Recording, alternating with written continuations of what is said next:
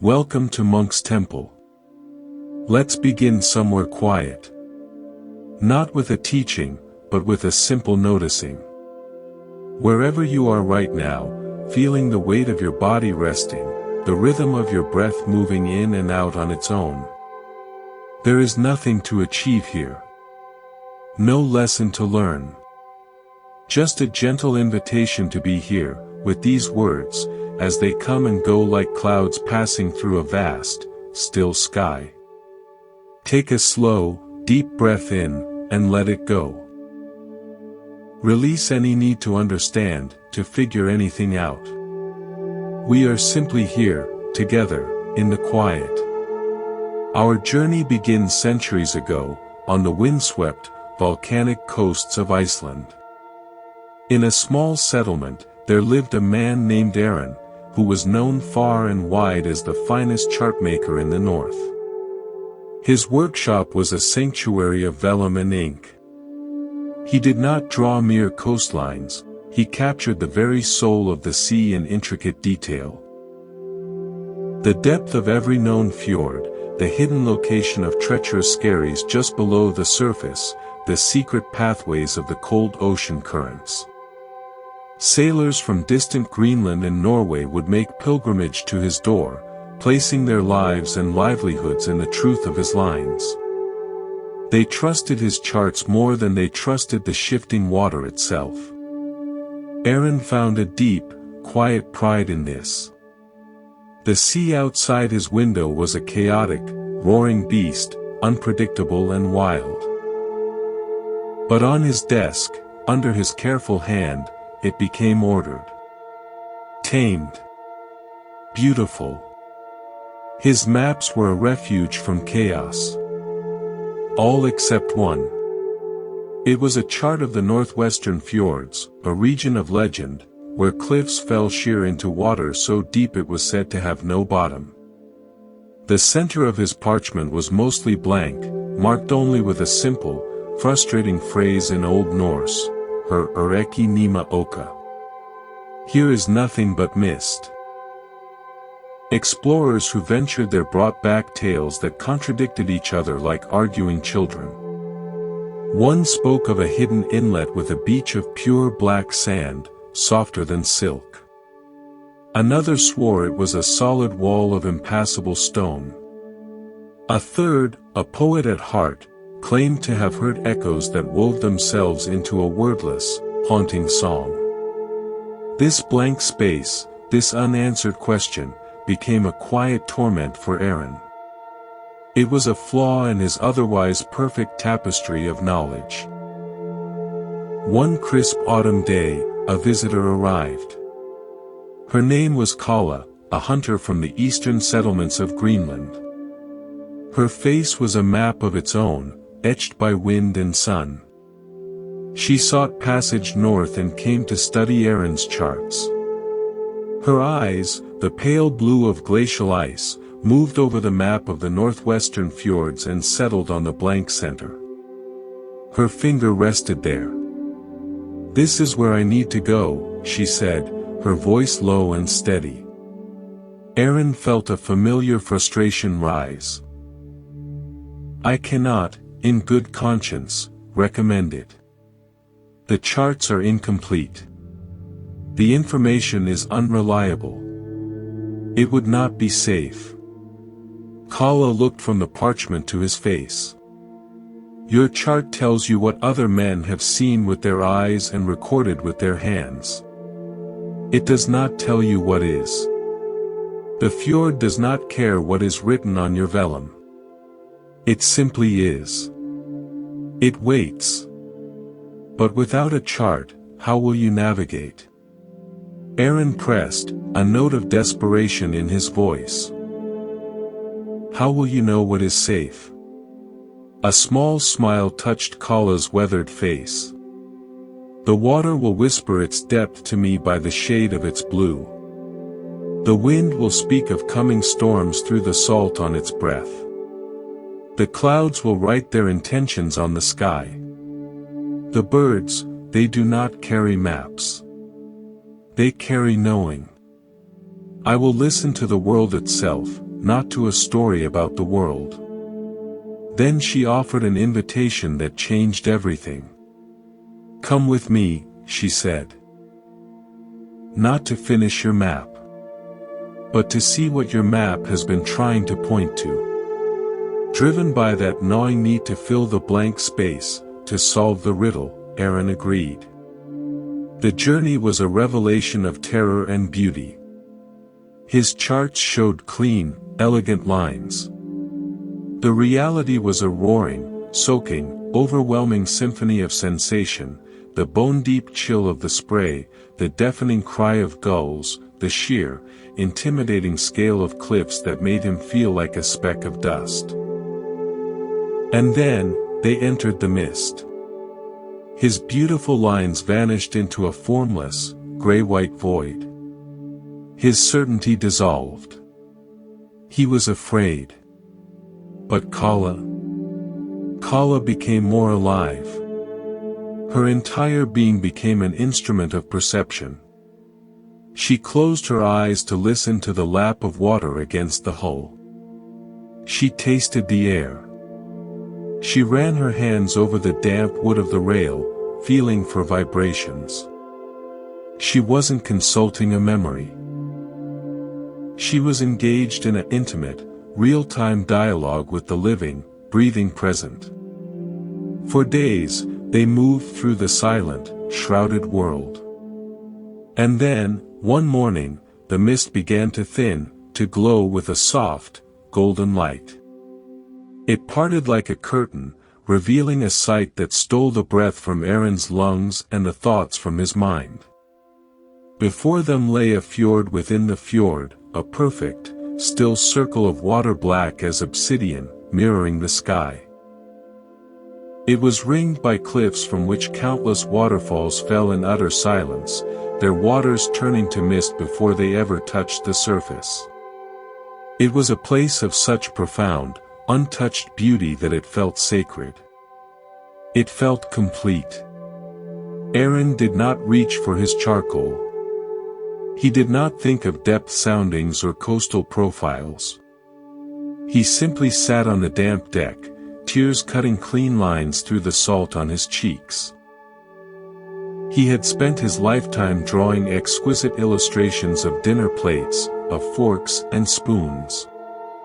And in this one, silent moment, Kala had handed him a ripe, sweet berry, and he had finally, for the first time, tasted it. When they returned to Reykjavik, Aaron continued his work. His charts were still sought after, still meticulously detailed. But now, in the bottom corner of each one, in small, careful script, he would inscribe a new phrase, Minstu a landi mira en Lenerna. Remember, the land is more than the lines. If these wanderings bring a moment of peace, a sense of coming home, you're always welcome back. Consider subscribing to Monk's Temple to join us for more nightly journeys like this one. Aaron's story shows us a pattern, a habit of mind as deep as the ocean. We are meaning makers, sense crafters. We build guides to navigate the beautiful, terrifying wilderness of existence, maps, philosophies, belief systems, life plans, routines. These are not mistakes. They are acts of profound creativity and love. They are our way of building a fire in the dark, of singing a song into the unknown. But the shadow side of this glorious talent is subtle. We can fall in love with the firelight and forget to look up at the stars. We can become so engrossed in perfecting the song's melody that we lose touch with the deep, nourishing silence from which all music must arise. This is the gentle, persistent whisper we'll explore tonight. In many traditions, it's called the finger pointing at the moon. But let's find our own language here, in the quiet of Monk's Temple. All our teachings, methods, and cherished beliefs are like a beautiful, complex song. The notes are placed with care. The rhythm can guide our steps. The melody can lift the heart, evoke memories, paint pictures of peace or courage in our minds. The song is valuable. It can comfort, inspire, and point the way. But the song is not the silence. The song exists within the silence. It is born from that silence, rides upon it, and when the last note fades, it returns to it. The silence is the boundless, aware space that holds the music. It is the canvas for the painting, the page for the poem. If we become obsessed solely with the technical perfection of the notes, their pitch, their timing, their theoretical correctness, we may never let ourselves sink into the vast, peaceful, all-embracing silence that is the true source of the song's beauty and power. So much of our lives is spent perfecting the song. We collect more and more impressive notes in the form of knowledge, status, possessions. We argue about the correct tempo, the optimal productivity hack, the ideal daily schedule. We fret over the quality of our own voice or critique the voices of others. All the while, the silence. The simple, aware, peaceful presence that is the fundamental nature of our being, waits. It doesn't demand. It doesn't compete with the song. It simply is, the ground of all experience, patiently waiting for us to notice. I saw this play out in my own life, years ago, on the Appalachian Trail. I was preparing for my first long solo section hike, and I was armed not with a sturdy stick, but with the latest edition of the definitive guidebook. I devoured it. I memorized mile markers, elevation profiles, water source reliability reports. I tabbed it, highlighted it, annotated it with weather notes and personal reminders. That book was my Bible, my security blanket. The night before I set out, I didn't sleep. I lay in my tent rehearsing the plan. Day 1, 10.2 miles to Spruce Peak Shelter, water source 0.3 miles east on Blue Blaze Trail. The first day on the trail, I realized I was not hiking in a forest. I was hiking in a book. Every few minutes, I'd stop, pull out the dampening pages, and check. Right, in 0.4 miles the trail should cross a rocky stream. Okay, there it is. Check. I was verifying the reality of the living world against the description in the guide. I was, like Aaron, checking the cliffs against his vellum. I was so utterly absorbed in hiking the guidebook that the actual hike, the smell of damp earth, the sound of wind in the hemlocks, the feel of sun-warmed stone, was happening in the background, like a movie I was only half watching. The shift came unexpectedly. A sudden, warm afternoon rainstorm blew in, a classic mountain downpour. In seconds, my precious guidebook was a sodden, pulpy mass in my hands, the ink bleeding into indecipherable streaks. I shoved it into a plastic bag, a pang of panic in my chest. Now what? With the book rendered useless, my senses, which had been focused on reading, were suddenly set free. I had to pay attention. I noticed the way the rain smelled different hitting pine needles than it did hitting bare rock, sweet and sharp versus clean and mineral. I saw how droplets gathered and merged on a spider's web, turning it into a necklace of liquid diamonds. I felt the trail become a temporary stream beneath my boots, the mud slick and alive. The guidebook had been the song, a very useful, informative song about the trail. The storm forced me into the silence. The direct, unmediated, soaking wet experience of being on the trail. The book had gotten me there, but I had to let it go to actually be there. Let us turn now from vast landscapes to the measurement of moments, in a small village in Germany's Black Forest. Here, a clockmaker named Klaus dedicated his life to the symphony of ticks. His workshop was a hall of rhythmic sound, the steady click-clack of 100 pendulums, the precise tick-tock of escapements, the gentle whir of gears. For Klaus, time was this measurement. It was the segmentation of eternity into orderly, audible parcels. He built exquisite cuckoo clocks, grandfather clocks, and tower clocks, each a testament to his belief that to master time was to regulate its sound perfectly. Then, in his later years, Klaus began to lose his hearing. It was a slow, inevitable fade. The world of precise ticks and melodic chimes grew distant, then muffled, then silent. He was devastated. His craft, he believed, was over. How could he tune a mechanism he could no longer hear? How could he call himself a master of time's song when he lived in a world of silence? Despondent, he withdrew. He spent less time at his bench and more time simply sitting in the chair in his workshop, or walking in the forest behind his home.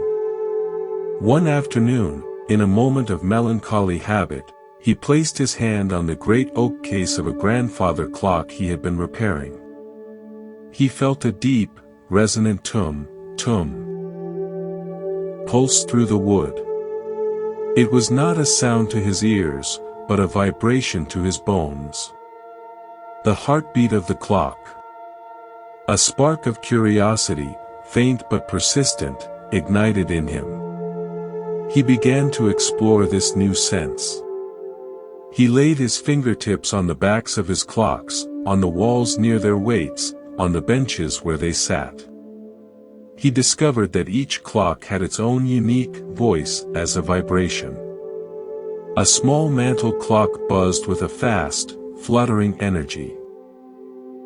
A tower clock's weight descended with a slow, tectonic pulse that he could feel through the floorboards.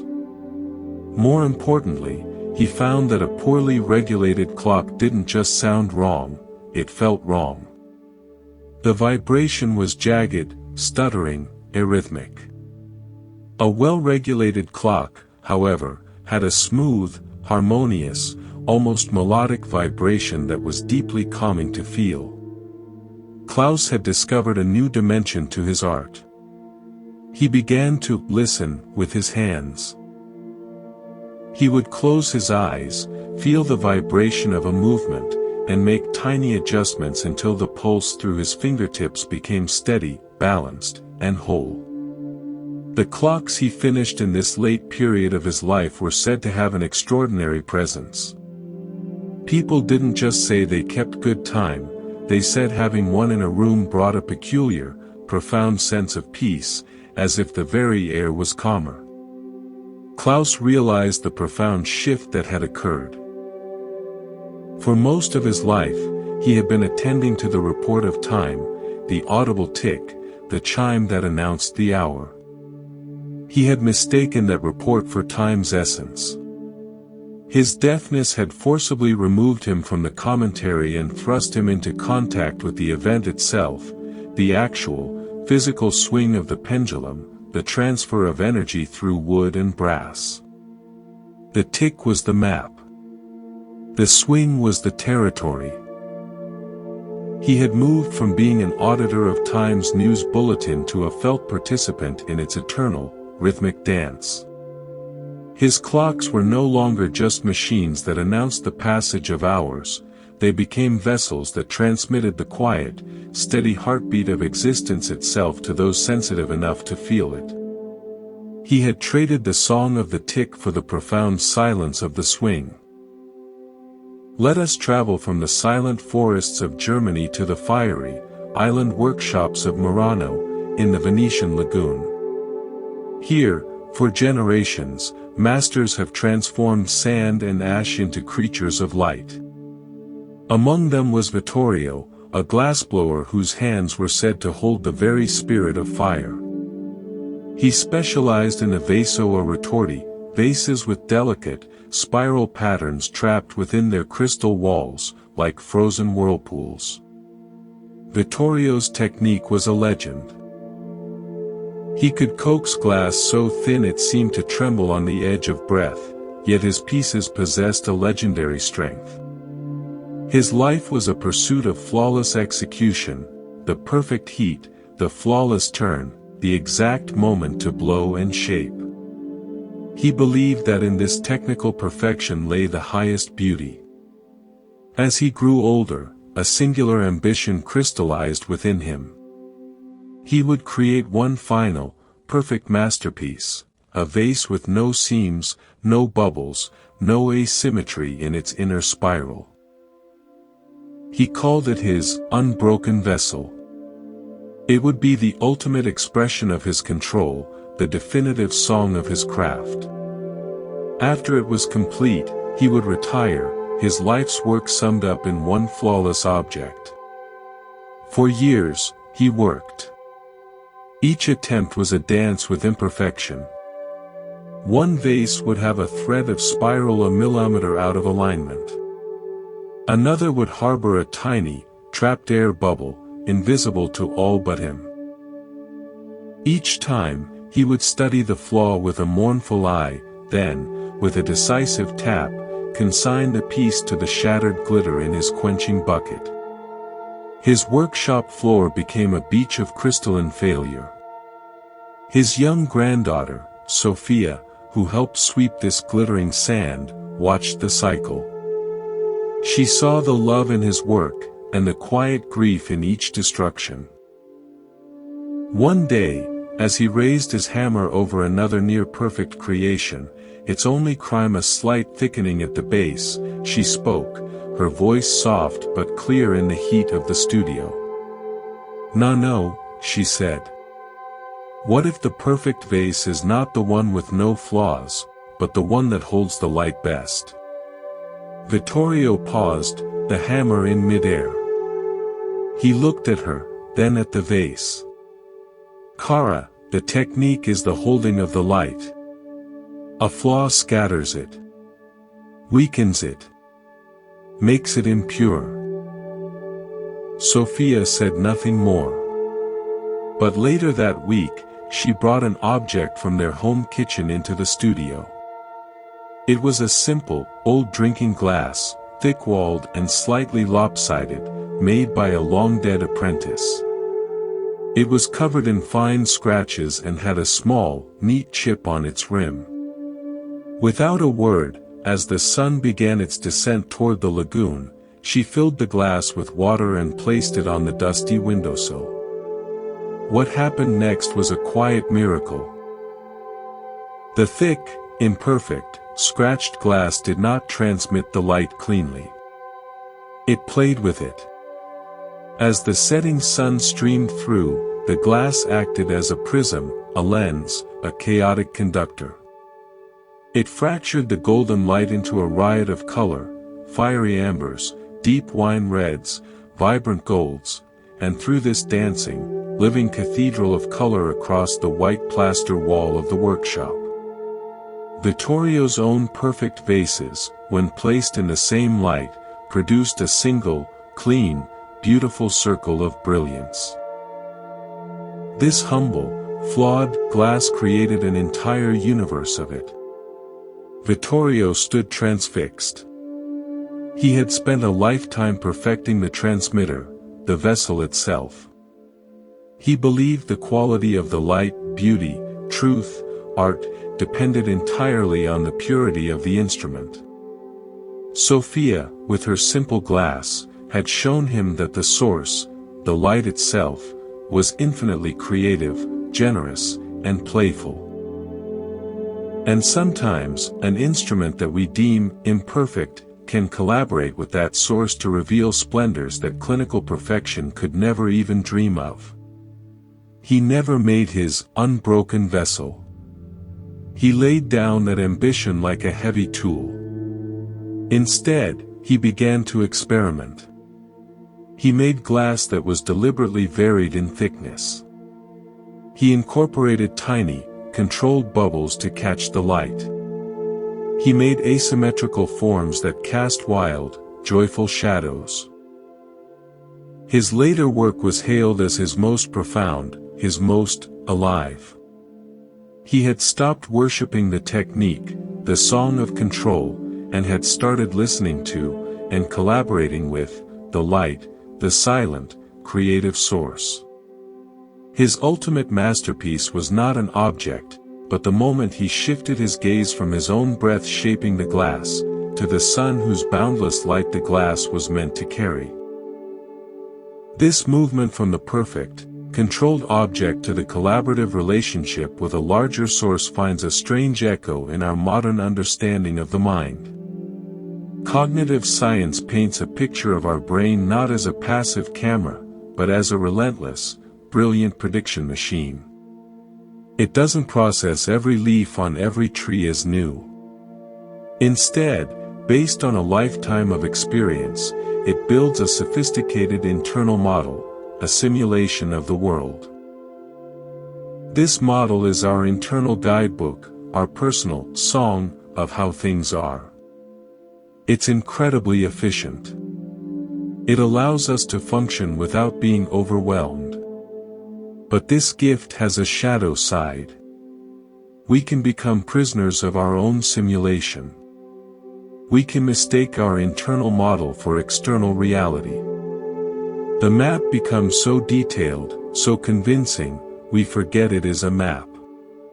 We see the person we expect to see, not the person who is actually before us. We taste the sweet, ripe peach from the menu's description, and miss the unique, slightly tart, wonderfully textured reality of the actual peach in our hand. We are listening to the brain's prediction, its song, and missing the silent, raw data of direct sensation. This was the precise trap that ensnared Dr. Leo Thorne. Leo was a neuroscientist obsessed with the model. His life's work was mapping the neural correlates of subjective experience, linking specific patterns of brain activity to feelings of love, awe, tranquility. He believed that if he could perfect the model, complete the map of the mind's song, humanity would finally understand the nature of consciousness itself. He was also, somewhat to his own surprise, deeply in love. His partner, Eli, was a cellist whose music seemed to bypass logic and speak directly to the soul. One evening, listening to Eli play a hauntingly beautiful piece in their living room, Leo was overcome with a wave of connection so profound it brought tears to his eyes. It was a moment of pure, wordless being together. Immediately, his scientist mind, well-trained and ever vigilant, engaged. Fascinating, he thought, even as he wept. This intense feeling of bonding and joy.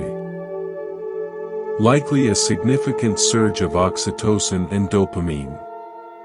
Probably decreased activity in the prefrontal cortex, allowing for less analytic processing. A temporary quieting of the default mode network, reducing self-referential thought. He was, in that sacred moment, analyzing the model of the experience happening in his own brain. He was so engrossed in the sheet music of the neurochemical symphony that he almost missed the concert itself. The look of shared understanding in Eli's eyes, the vibration of the cello's lowest note resonating in his own chest, the profound, peaceful sense of here-ness. Later, feeling a strange hollowness amidst the afterglow, he confessed this to Eli. Sometimes, he said, I feel like my own mind is a barrier. I'm studying the window so intently, I forget to look at the view.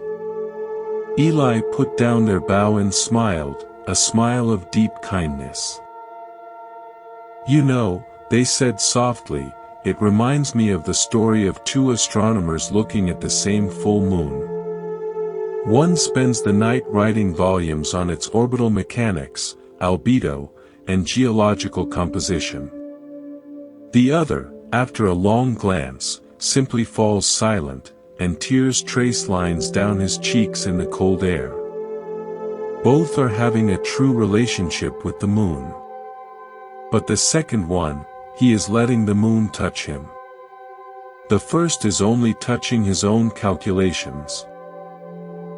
The words landed in Leo's heart with the quiet weight of truth. His models were the orbital mechanics. They were accurate, useful, even beautiful in their way. But they were about the experience. They were the elaborate, precise finger. He had been so captivated by the elegance of that pointing that he kept forgetting to look at the moon, the direct, trembling, wordless encounter with life itself. He didn't abandon his research. How could he? It was his song, his craft. But he began to practice, deliberately, putting the model down. During a walk in the botanical garden, he would consciously stop thinking about chlorophyll and photosynthesis, and instead feel the cool green shade on his skin, smell the damp earth, notice the intricate architecture of a fern. He found it didn't diminish his science, it gave it context, depth, and soul. The model was the sonnet, written in the language of data. His life, his love, his direct perception. That was the living love that inspired the poem. One was the song. The other was the silent, beating heart that gave the song its reason for being. Now, let the scent of spices and dye vats carry us to the ancient, labyrinthine Medina of Fez, Morocco. In a small, sun-dappled workshop, a master weaver named Zainab worked on a monumental undertaking, a mihrab carpet, its design a symbolic pointer toward Mecca. Her guide was the talon, a sacred, coded pattern chart passed from master to apprentice for generations. Each symbol on the grid dictated a specific knot of a specific color. To Zainab, fidelity to the talon was a spiritual discipline. To deviate was to introduce error into sacred geometry, to play a false note in a divine song. One afternoon, her apprentice, Ider, a young man with eyes the color of dark honey, was preparing the indigo dye vats. "Master Zainab," he called, his voice tinged with wonder. "Come see. This batch, it has the storm in it. Not the deep night. It sings a different blue." Zainab examined the vat. The color was indeed extraordinary, a vibrant, living indigo with a subtle, storm-gray undertone. She then consulted her talon.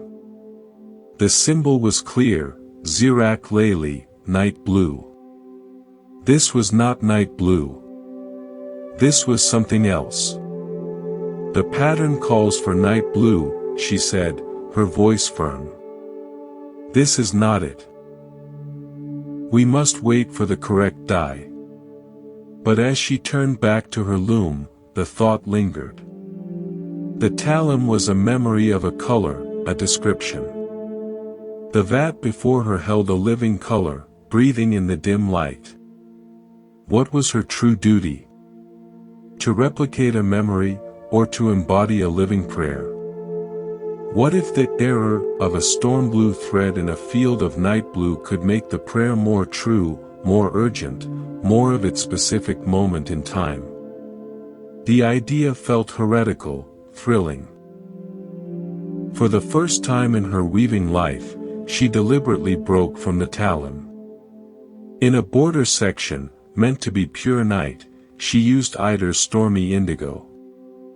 As the carpet grew over the following months, the effect was not one of mistake, but of revelation.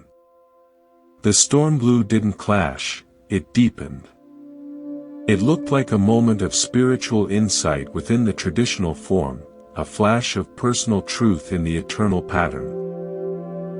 It made the surrounding night blues appear richer, more velvety, more infinite. The carpet seemed to breathe. When the learned elder from the mosque came for the final inspection, he frowned at the deviation. He began to recite the strictures of tradition, the importance of preserving form. But as he stood before the completed carpet, his words slowed, then stopped. He knelt, not in prayer, but in contemplation. After a long silence, he spoke, his voice hushed. "It is strange," he murmured. "The pattern is the same. The direction is true. And yet, it is not. It is as if the carpet is not merely pointing to the Qibla, but is also whispering of the particular sky, perhaps cloudy with doubt or clear with faith, that a traveler might see on the long journey there. The pattern is the unwavering guide. But this thread, this is the heart of the traveler following it."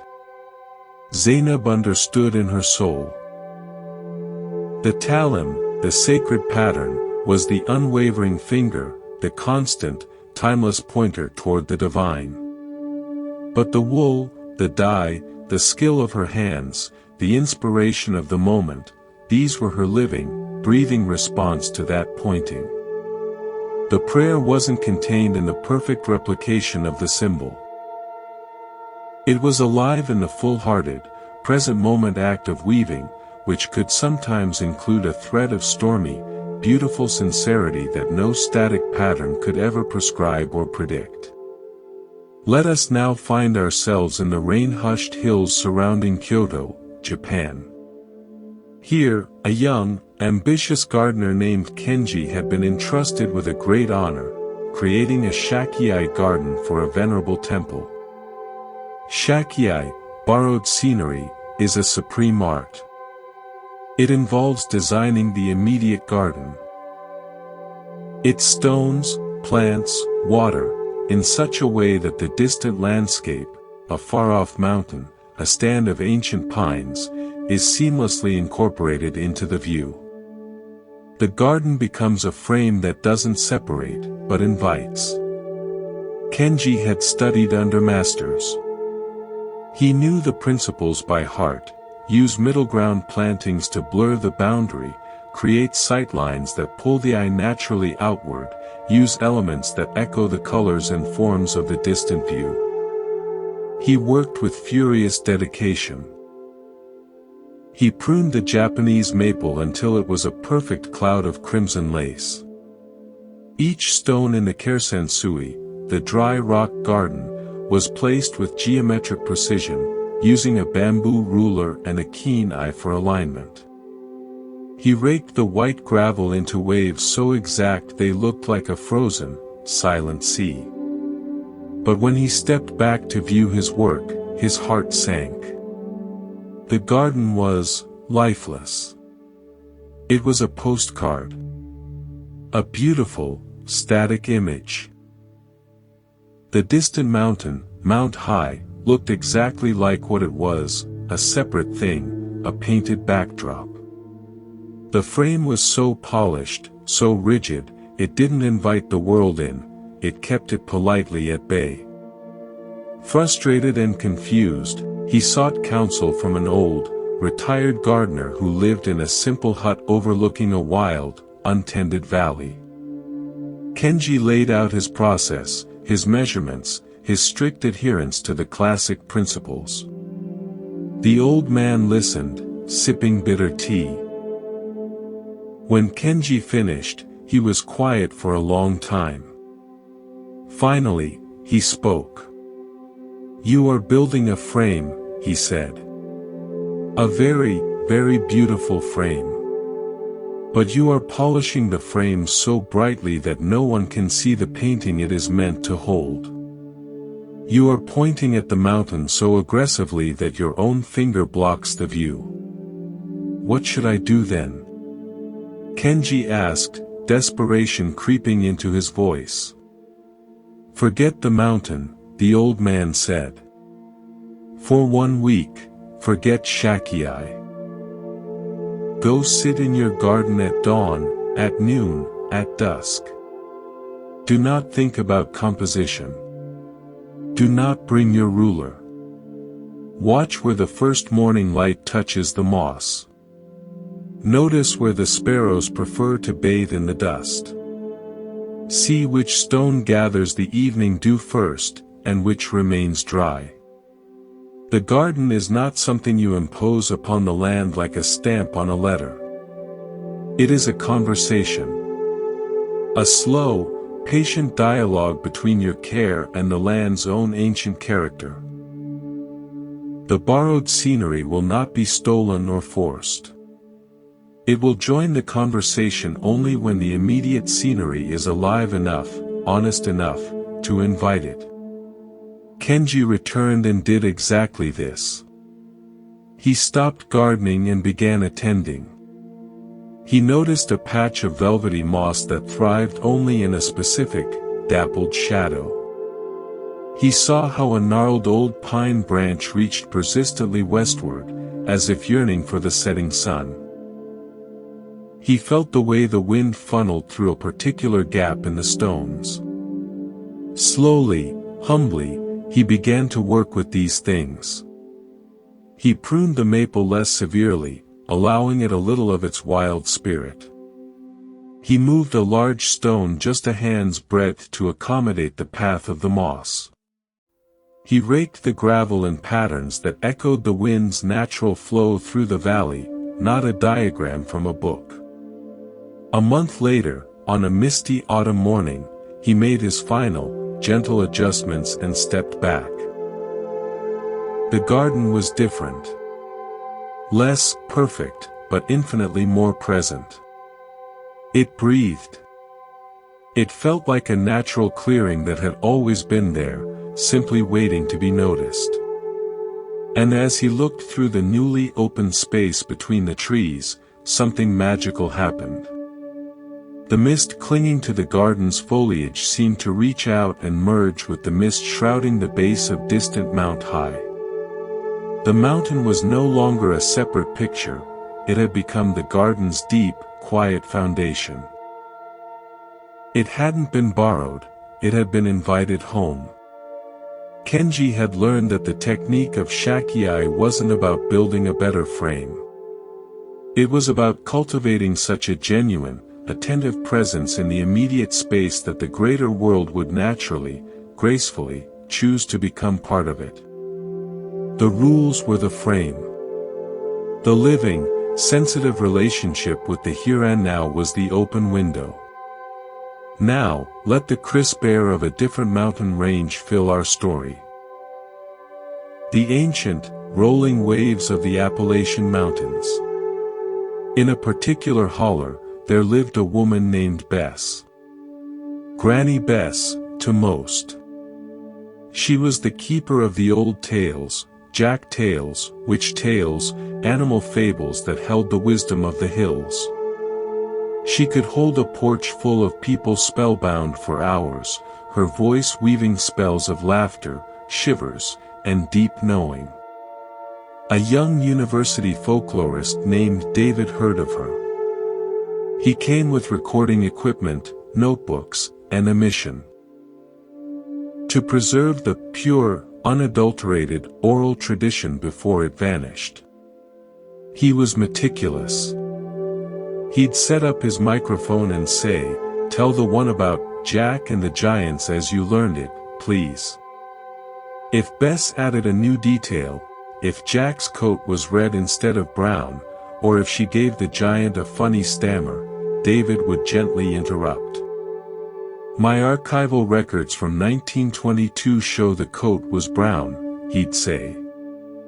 Bess would nod, a twinkle in her old eyes, and change it back. One night, a terrible summer storm rolled through the holler. The wind howled, lightning split the sky, and the power failed. David's digital recorder died with a sad beep. The only light was from the flickering fireplace. A group of children, wide-eyed from the thunder, huddled around Bess's rocking chair. "Tell us a tale," Granny Bess, one whispered, clutching a worn blanket. A strong one. David settled in, expecting one of the canonical tales from his index. But Bess began a story he'd never heard. It had the bones of the old ones, a clever girl lost in the woods, a hidden spring with magical water, a grumpy but kind-hearted spirit of the mountain, but she wove in the very storm outside. The thunder became the voice of the mountain. The lightning revealed hidden paths. The safe, warm cabin in the tale smelled of the same wood smoke that filled their room. She made the treasure not a chest of gold, but the discovery of a dry cave to share, and a patch of blackberries sweetened by the rain. The children were utterly captivated, their fear forgotten. The story wasn't a relic from a book, it was a living blanket she was weaving around them right then, for comfort, for courage, for connection. Afterward, as the storm rumbled away, David was conflicted. That wasn't in any of the archives, he said, almost accusingly. Bess poked the fire, sending up a shower of sparks. Son, she said, her voice soft as worn leather, a story ain't a possum in a trap. It don't just lay there. It's alive. It walks around. It changes its coat for the season. The old tales are the bones, good, strong bones. But the telling? That's the breath and the blood. You're so busy taxidermying the possum, you're missing the sight of it running through the moonlight. Your archive is the map of the hollow. My telling tonight was the echo you hear when you stand quiet in the heart of it. David's project transformed. He still documented the bones, the recurring motifs and classic versions. But he began to write more about the context, the firelight, the storm, the teller's eyes, the specific fears and hopes of the listeners. He realized folklore wasn't a museum of fixed texts, it was a living, adaptive technology of human connection, responding to the immediate needs of the human heart. The recorded tale was the sheet music. The live telling, resonant with the present moment, was the concert. What is beginning to emerge from these stories, from the clockmaker to the weaver to the gardener to the storyteller, is a subtle relationship between two things, the tool and the hand.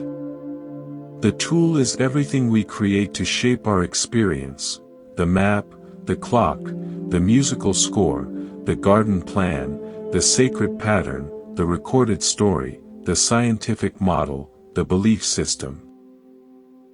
These are our magnificent creations. They are the song. The hand is the living, aware, present capacity that uses the tool. It is the sensitivity that listens to the vibration beyond the tick.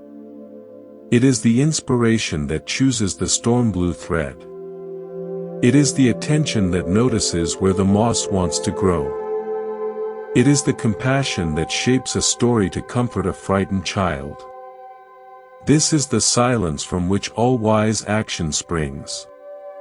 The problem never lies with the tool. A map is good. A clock is useful. A principle is wise. The confusion arises when we worship the tool and forget the hand that holds it. When we believe the answer is in a newer, better tool, rather than in a more sensitive, present, and trusting hand. We try to fix our lives by acquiring a more detailed map, when the real journey requires us to strengthen our ability to walk, to notice, to feel the ground beneath our feet. The tool gives us direction. The hand takes the step. The tool provides the structure. The hand fills it with life. The tool is the pointed finger. The hand is the turning of the head, the opening of the eyes, to see what the finger indicates. Let us set sail now, into the age of wooden ships and canvas wings, when the ocean was the great unknown. Aboard a British exploration vessel bound for the South Pacific, there served a navigator named Finian. He was a man of numbers and brass instruments, a disciple of the celestial charts. For Finian, the night sky was not a thing of poetry, but a perfect, fixed grid. The stars were his unwavering reference points in a chaotic, watery world. His sextant and chronometer were extensions of his soul. He trusted his calculations, derived from those eternal lights, more than he trusted the feel of the deck beneath him. The voyage was long. After rounding Cape Horn, they entered a vast region known for strange, persistent fogs.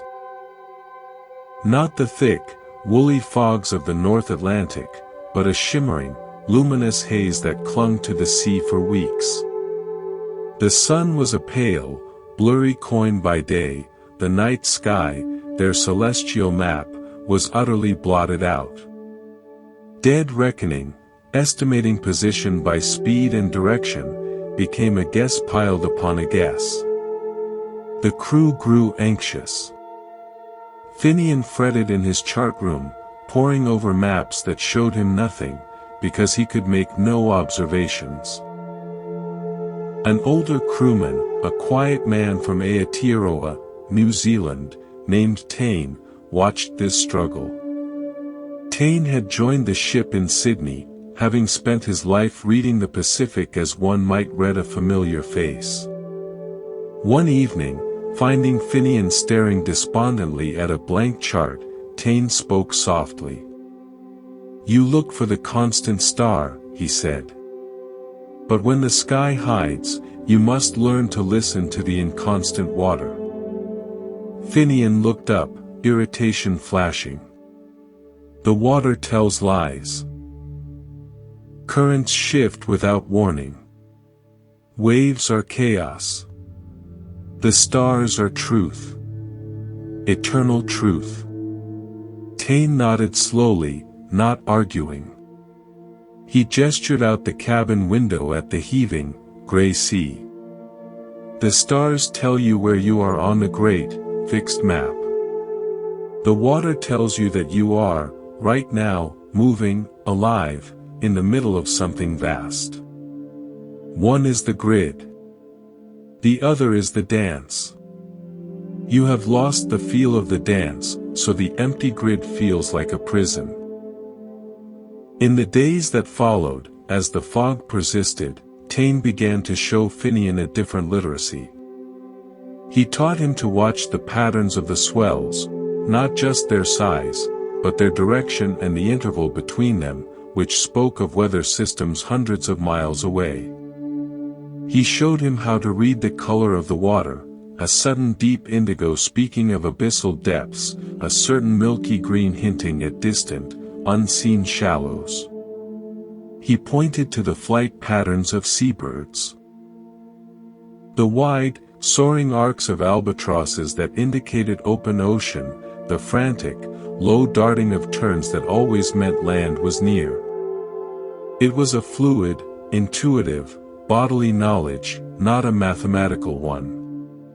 When the fog finally, blessedly cleared and Finian could take a clean lunar sighting, he discovered something remarkable. Taine's dance, his reading of the water, the birds, the very feel of the air, had kept them remarkably close to their intended course. But more importantly, Finian realized something about his own state of mind. During those fog-bound weeks, clinging only to his now useless grid, he had felt utterly lost, adrift in anxiety. Taine, engaged in a constant, present-moment conversation with the sea, had never been lost. He had been navigating. Finian learned a duality essential to any true journey. The fixed stars, our core principles, our deepest values, our true north, are essential. They give us direction, purpose, a bearing in the grand scheme. But life, the actual voyage, happens in the ever-changing, immediate, and sometimes foggy medium of the present moment, the water.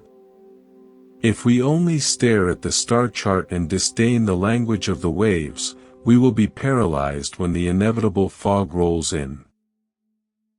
Wisdom is not choosing the star or the water.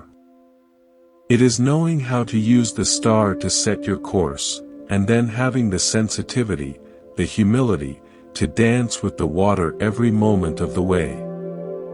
Now, let the smell of damp earth and wood smoke guide us to a small studio in the countryside of Wales. Here, a potter named Anya sought one thing above all, the perfect translucency of porcelain. She pursued it with scientific rigor. She controlled every variable.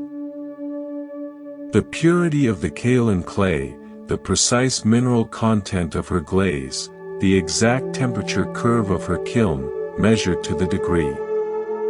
She believed that through perfect control of the process, through the flawless execution of the song of her craft, she could force the clay to yield up its most delicate, ethereal beauty.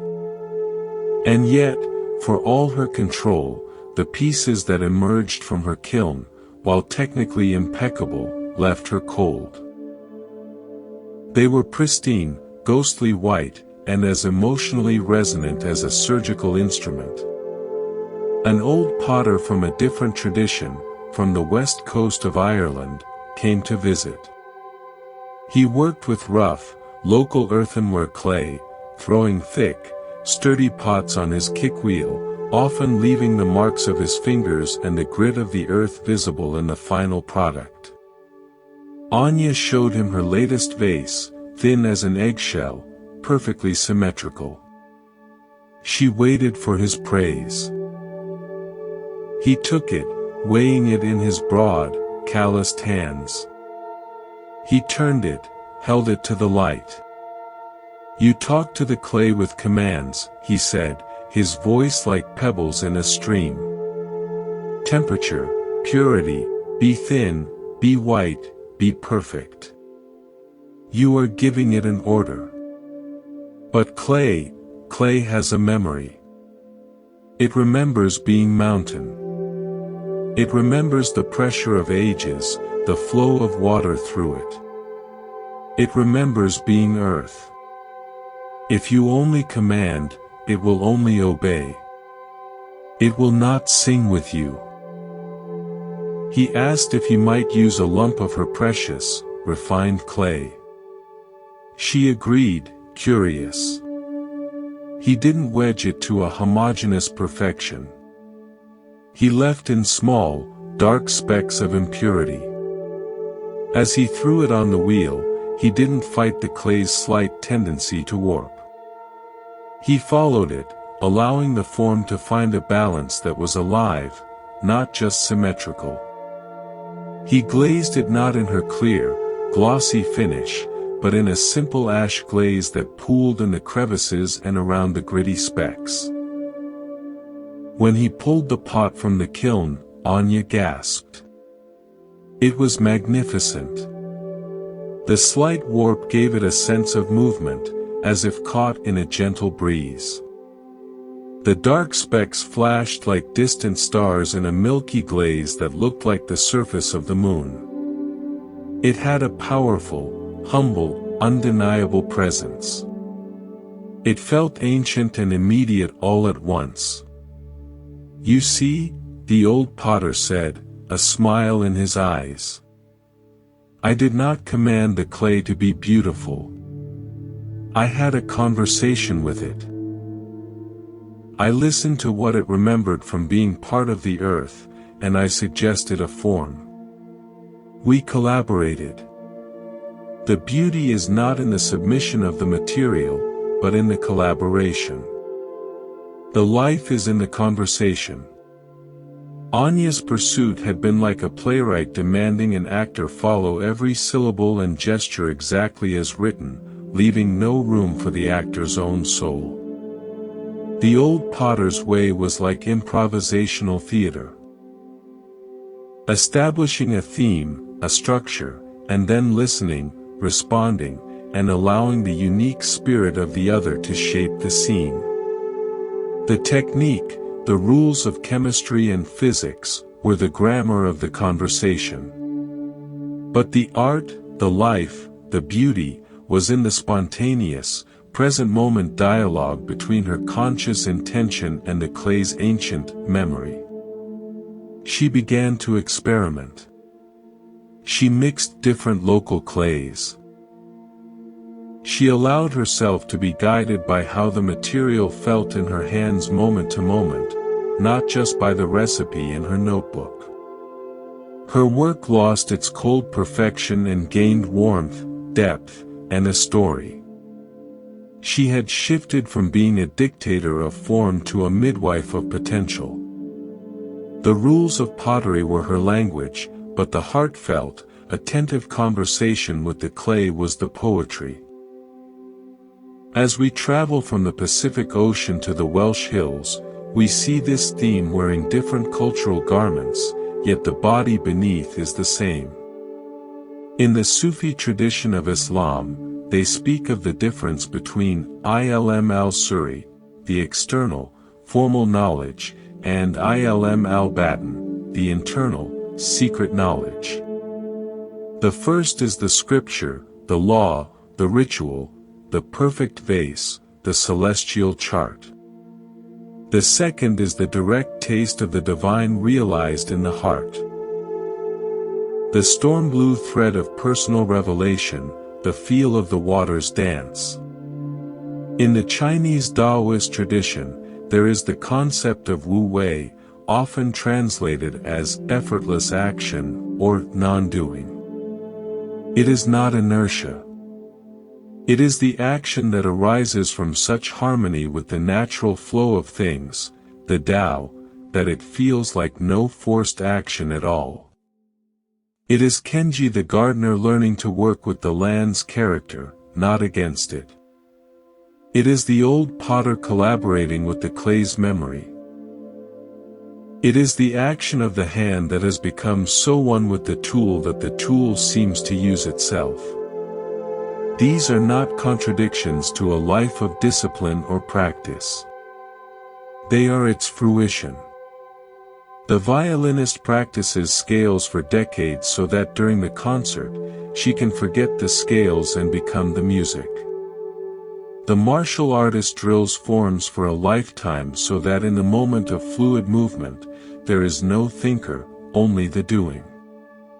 The practice is the song, diligently learned. The performance is the silence from which the true music flows.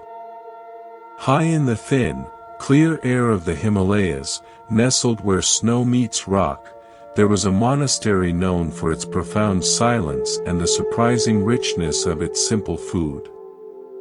The cook, an old monk named Tenzin, was as much a part of the place as the ancient stones. His thukpa, a hearty noodle soup, was legendary.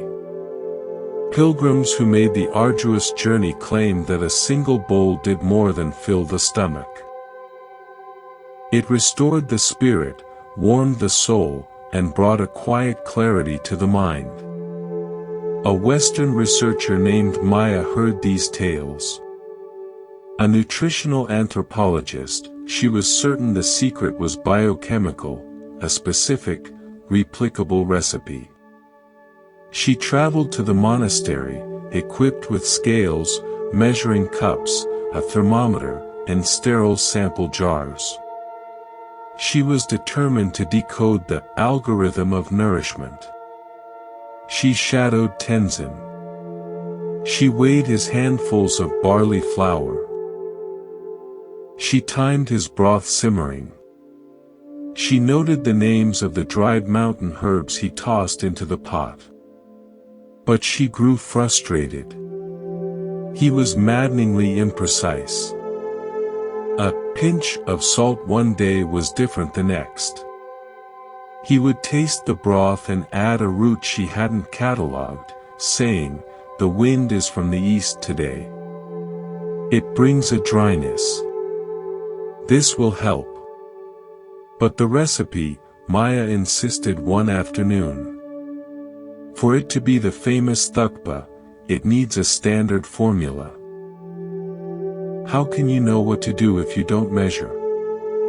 Tenzin wiped his hands on his apron, his eyes crinkling. "The recipe is not in the cup and the clock," he said gently.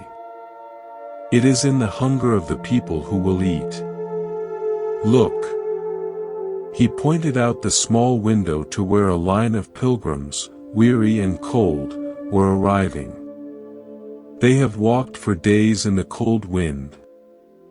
Their hunger is deep, for warmth, for groundness.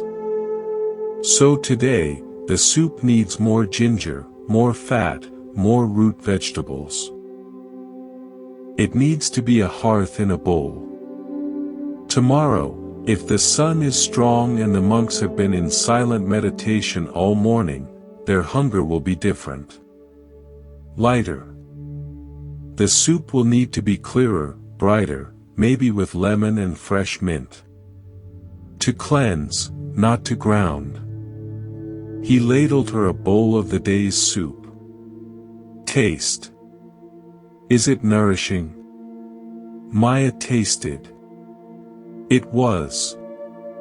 It seemed to spread warmth from her core outward, calming a fatigue she hadn't even admitted she felt. It was deeply, holistically satisfying. "This," Tenzin said, "is the famous thukpa.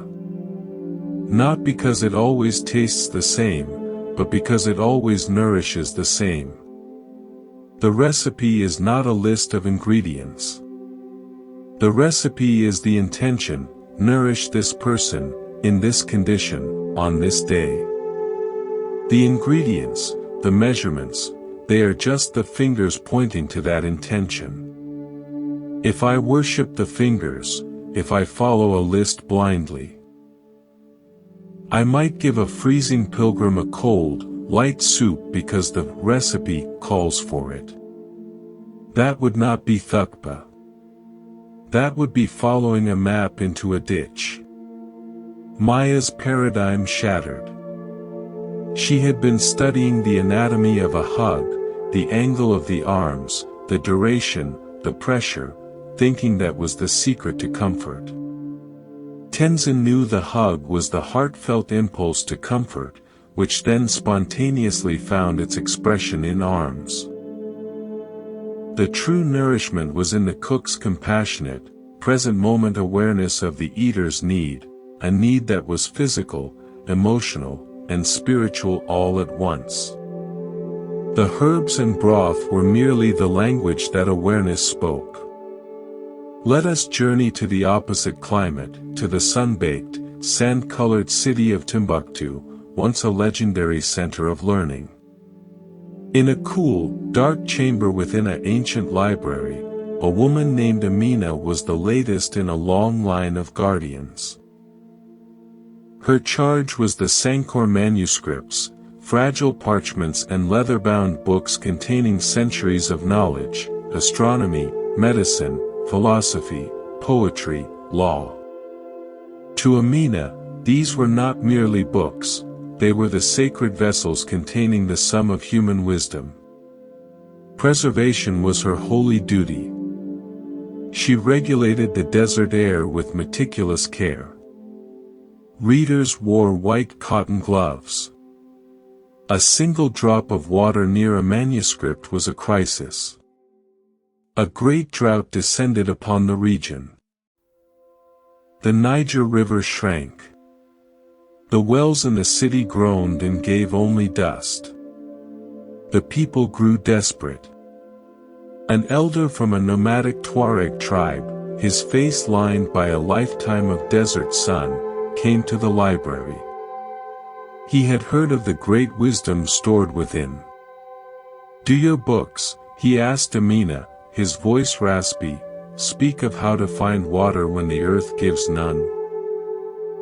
Amina, her own throat parched with worry, brought out scrolls on geology, ancient accounts of oasis locations, and complex diagrams of water-witching techniques passed down from Andalusia.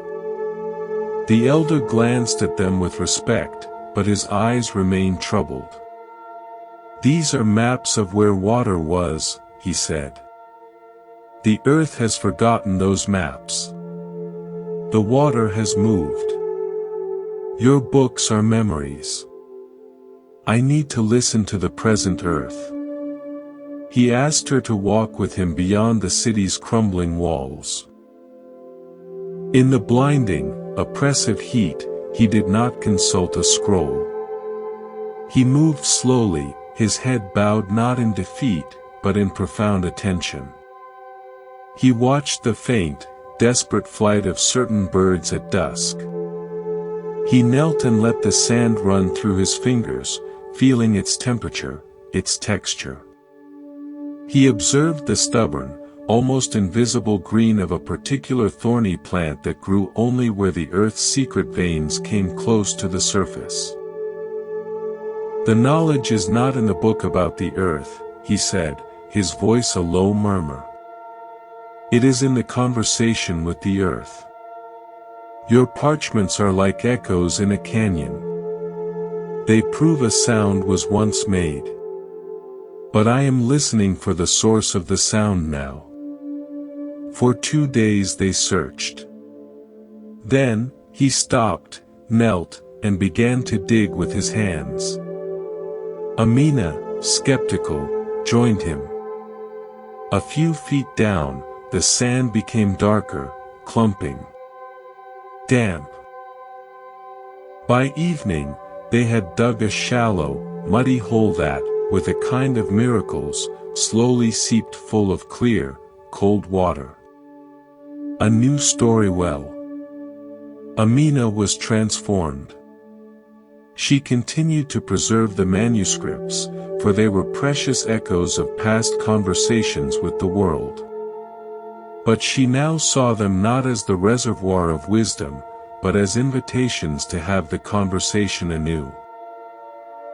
She began to encourage the few students who still came not just to read the astronomical charts, but to go outside at night, to lie on the warm sand, and to have their own direct, wordless relationship with the stars that the long-dead scholars had written about.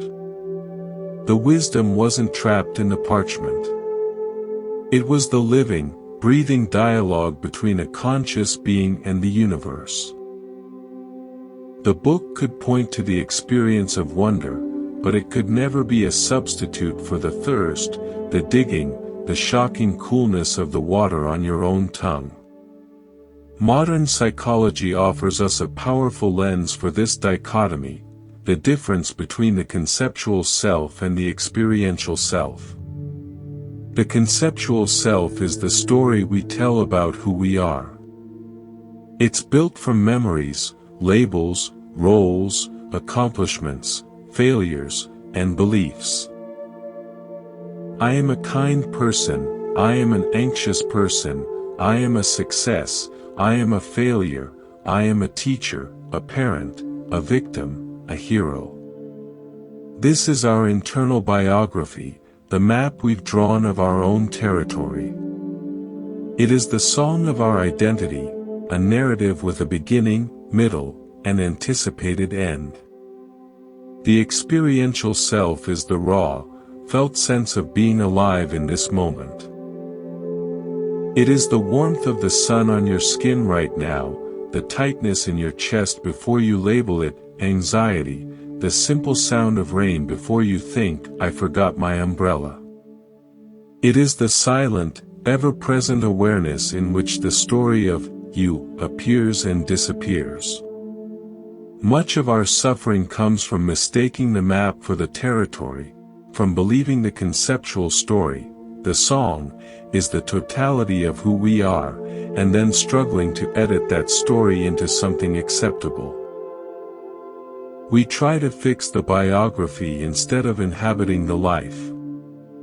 Therapy, meditation, and profound moments of joy often work by gently bringing us back from the stressful narrative, the song of my problems, to the peaceful, capacious ground of the present moment experience, the silence that holds all stories. Healing doesn't always mean writing a better story. Sometimes, it means realizing you are not the story at all. You are the quiet, aware space in which all stories, good and bad, are told, heard, and released. Let us bring this exploration to its simplest, purest form. Picture a father walking with his young daughter along a forest path dappled with spring light. The air is sweet with the scent of damp earth and new growth. A small bird, vivid with a rust-red breast, alights on a low branch nearby and pours out a liquid, looping song. The daughter stops, tugs her father's hand, and points. Her eyes are wide with wonder. "Daddy," she whispers, "what's that?" The father smiles. Here is a moment he feels prepared for. He is a knowledgeable man, a lover of nature guides. "Ah," he says, his voice taking on a gentle, instructive tone. "That's a Turdus migratorius. An American robin. It's a member of the thrush family. They migrate south in winter, return in spring. They eat earthworms and berries." The daughter listens politely, her head tilted. Then she looks back at the bird, which is now hopping along the ground, cocking its head. She tugs his hand again. "But Daddy, what's it doing?" The father's smile falters for a second. He was on the verge of offering more data, its nesting habits, the color of its eggs, its territorial calls. But her question cuts through the lecture like a clear bell. She is not asking for the entry from the field guide. She is asking for the story of this bird, in this moment, as a living being. Is it hungry? Is it listening for its mate? Is it happy? Is it simply being a bird, fully and completely? He kneels down in the path, bringing his eyes level with hers. He lets go of his knowledge, and for a moment, just looks. "I don't know," he says softly, honestly. "Let's watch and see." Together, they sit quietly on a fallen log. They watch the robin pull a wriggling worm from the soft earth. They see it pause, a bead of water clinging to its beak from the damp grass. They hear it sing another brief, sparkling phrase, answered faintly from deeper in the woods. They see it fly, a flash of rust and gray, to a branch where another robin waits. The daughter smiles, utterly satisfied. She didn't receive the Latin name or the migration map. She was given a 5-minute immersion into robin nests. She was offered a silent friendship with life itself. The father received the deeper lesson. All his accumulated knowledge was the detailed, beautifully printed label on the jar. His daughter had asked him to open the jar and taste what was inside. The label is essential for finding the jar on the vast shelf of the world. But the nourishment, the sweetness, the direct joy, that exists only in the tasting. The name is the song. The tasting is the silence. Our next story unfolds in the vibrant, sun-drenched city of Barcelona, during a time of great architectural ambition. A brilliant young architect, Mateo, had won a prestigious commission to design a new civic library. He was a disciple of modernism, of pure form and function. His plans were stunning, a structure of soaring glass and sweeping curves of polished concrete, a monument to human reason and clarity. It looked like a frozen, perfect piece of music on paper. To source the stone for the plaza, he traveled to a quarry in the Catalan countryside. The quarry master, an old man named Luis whose family had worked the stone for generations, showed him the slabs. Mateo examined them with a laser level, checking for flaws, discussing load-bearing specifications, the reflectivity of the polish. Luis listened, then ran a hand, rough as the stone itself, over a raw, uncut block. "You speak of what the stone will do," he said. "You do not ask what the stone is." "What do you mean?" Mateo asked. "It's limestone. Its properties are defined." Luis shook his head. "This stone, it was laid down in a warm, shallow sea, millions of years ago. It holds the memory of that sea, of the slow fall of tiny shells. It has known only immense pressure and deep, dark quiet. Now you will bring it to the surface, to a city of noise and light and rushing feet. That is a great journey for it. Will your design help it on that journey? Or will you just tell it to be a flat, polished floor?" He invited Mateo to spend a day not measuring, but observing. To watch how the different stones drank the morning light, some warming to gold, others holding a cool, blue-gray shadow. To see how rain beaded on some surfaces and was instantly absorbed by others. To feel how the stone, even in the heat of day, retained a core of subterranean coolness. Mateo, initially humoring the old man, began to see. His design was a beautiful, abstract composition. But the stone was a being with a history, a character. He returned to his drafting table with a new question. Instead of, "How do I make the stone fit my vision?" he asked, "How can my vision honor the stone's nature?" The final library was different. He used the polished stone for the interiors, where it could hold and reflect calm, electric light. But for the great public plaza, he chose a rougher-hewn stone, one that soaked up the sun and released its heat slowly at night. He designed benches that emerged from the stone itself, following its natural seams.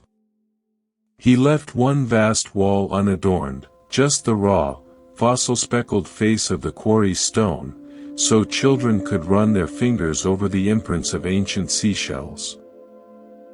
People said the library didn't just house books, it felt alive. It was modern, yet deeply grounded.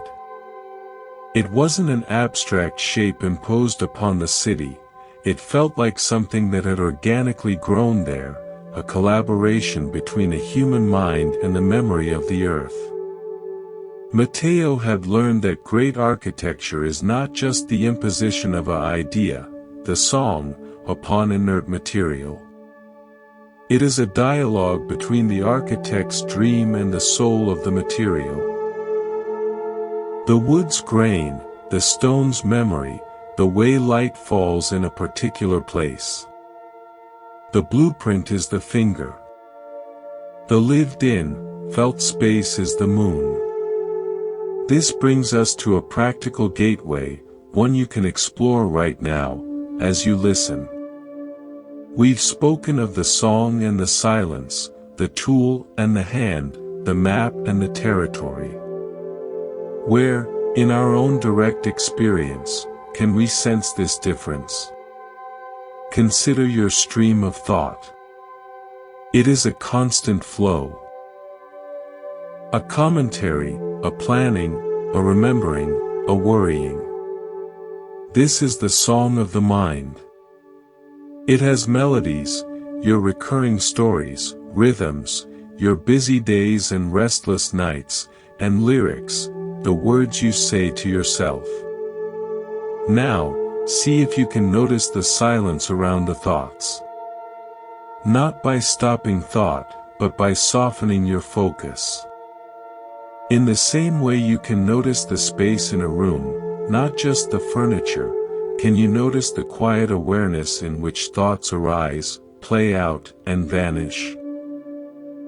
Try it now, gently. As you hear these words, also notice the pause after a sentence ends. Notice the quiet gap before your mind formulates a response or an opinion.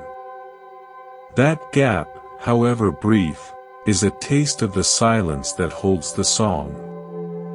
This silent, aware space is not empty. It is full of potential. It is the source of spontaneity, of fresh ideas, of true compassion that isn't rehearsed. It is the you that is prior to all your stories about who you are. It is the hand that holds all the tools of your personality, your knowledge, your history. Most of our lives are spent embroiled in the song, trying to sing it better, change its lyrics, criticize its tune, or compare it to others' songs. Meditation, contemplative prayer, or simply deep, present moment attention is the gentle art of leaning back, just a little, into the silence that is always here, listening to the song. You are not just the singer. You are also the vast, quiet hall that gives the song its resonance. In the quiet heart of Kyoto, in a tea room that felt more like a forest glade enclosed by paper and wood, a tea master named Haru practiced the way of Shinoyu, the tea ceremony. She had spent 30 years mastering the forms, the precise folds of the silk cloth, the exact angle for whisking the matcha, the number of steps to the alcove, the prescribed phrases. Her movements were a meditation in precision, a living sculpture of grace. Students came from across the world to learn the right way from her. One autumn, a storm of unusual ferocity damaged the garden surrounding the tea house.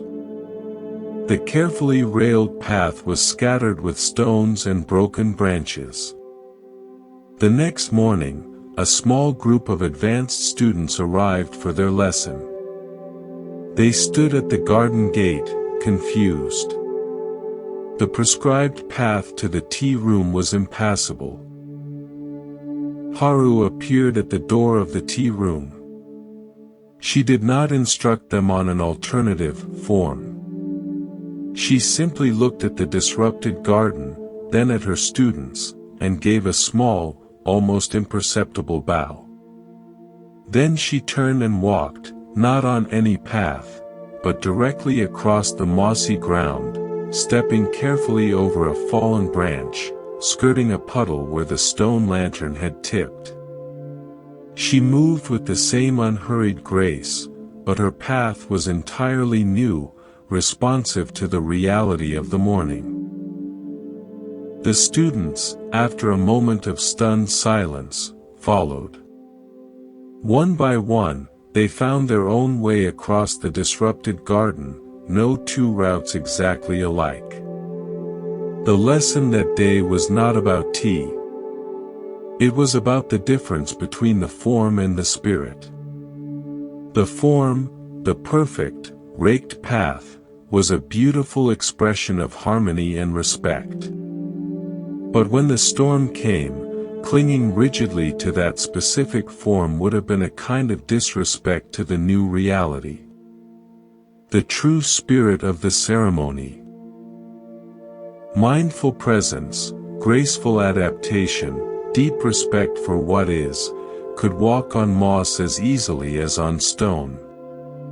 Later, during the tea preparation itself, Haru did another unexpected thing. She did not measure the matcha with the usual bamboo scoop. She simply took a pinch between her fingers and placed it in the bowl. She poured the water not to a stopwatch, but until it felt right. The tea she served was, the students agreed, the most profoundly delicious they had ever tasted from her hands. It was alive in a way that technically perfect tea sometimes wasn't. One student dared to ask, "Master, you broke from the form. Why?" Haru smiled, her eyes like still water. The form is a boat that carries you across the river of distraction to the shore of presence. But once you have arrived on that shore, do you carry the boat on your back? Or do you set it down and walk on the land? The rules taught you how to be here. Now, can you simply be here? The measured scoop points to the right amount.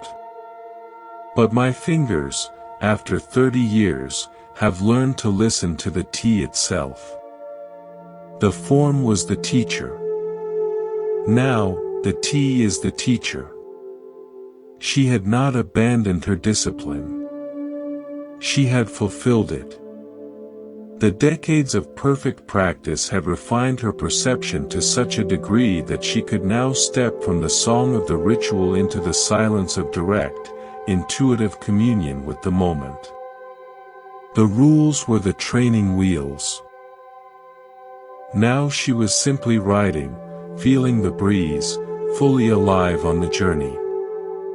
On the tropical Malabar coast of India, in the fishing village of Chelanam, there lived an old fisherman named Gopal.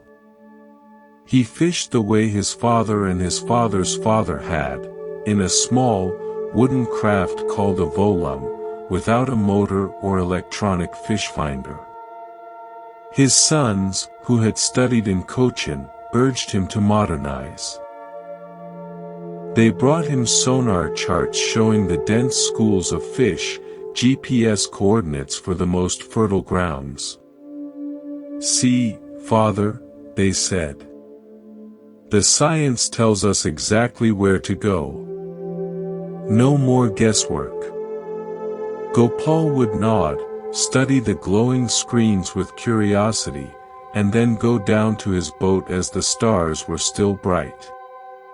He would push off into the dark water, not toward the coordinates on the GPS, but to a place that felt right. His sons were frustrated. Why ignore the data? One night, they insisted on joining him, bringing their modern gear.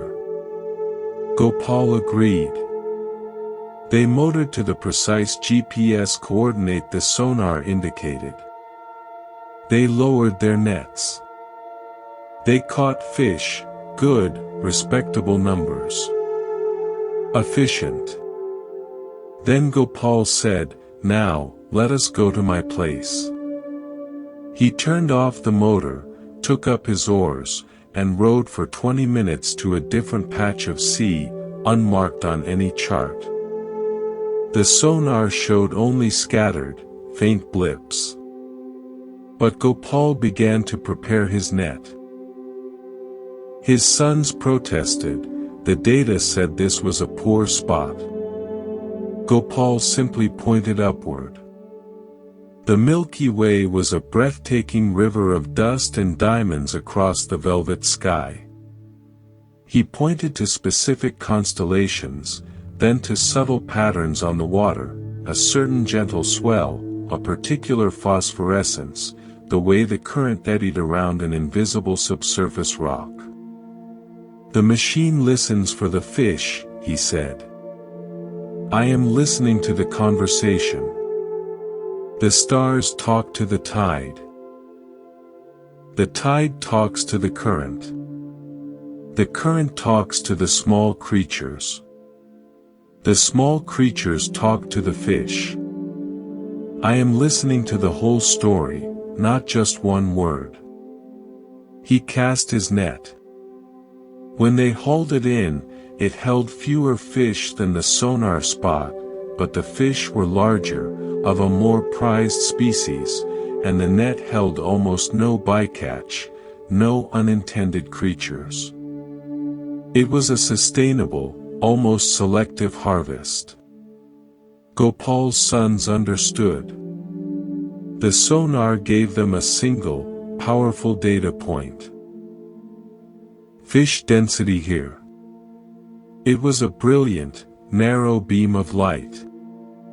Their father's way was older, wider, and more holistic. He was reading a living network of relationships, celestial, tidal, ecological, that the machine could not perceive. The GPS coordinates were the address. His knowing was an intimate familiarity with the neighborhood, the gossip of the waves, the personality of the deep. The data was the menu's description of the catch of the day. His method was knowing the sea as a friend knows a friend's moods. One is information.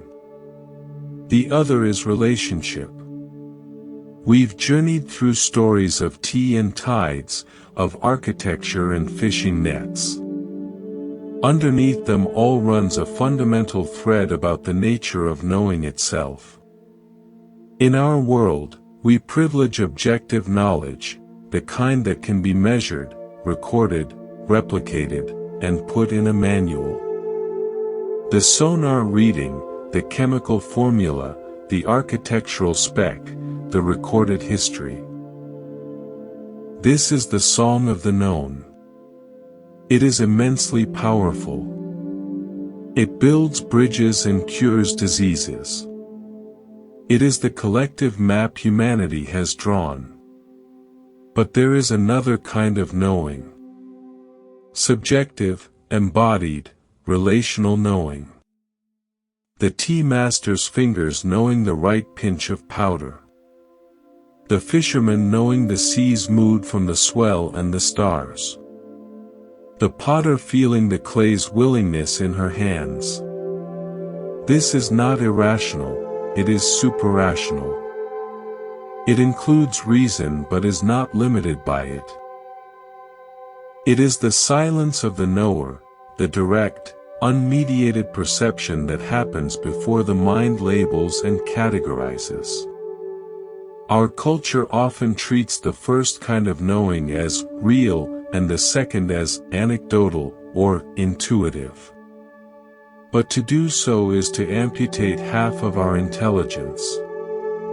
It is to value the map so highly we forget we have feet to walk with, eyes to see with, and a heart that can feel its way through the dark. True wisdom holds both. It uses the map, the song, for orientation, but it trusts the direct perception of the traveler, the silence, for the actual journey. The scientist uses her instruments, the song of data, but the moment of breakthrough discovery often comes in a flash of intuitive insight, a silence in the constant thinking, in the bath or on a walk, when the knower suddenly sees the pattern directly. The map is consulted, but the new territory is discovered by the alive, exploring mind. In Vienna, the city of grand concert halls and musical ghosts, there lived a composer named Ilara. She was celebrated for her intricate, emotionally charged symphonies. Her process was one of intense intellectual construction.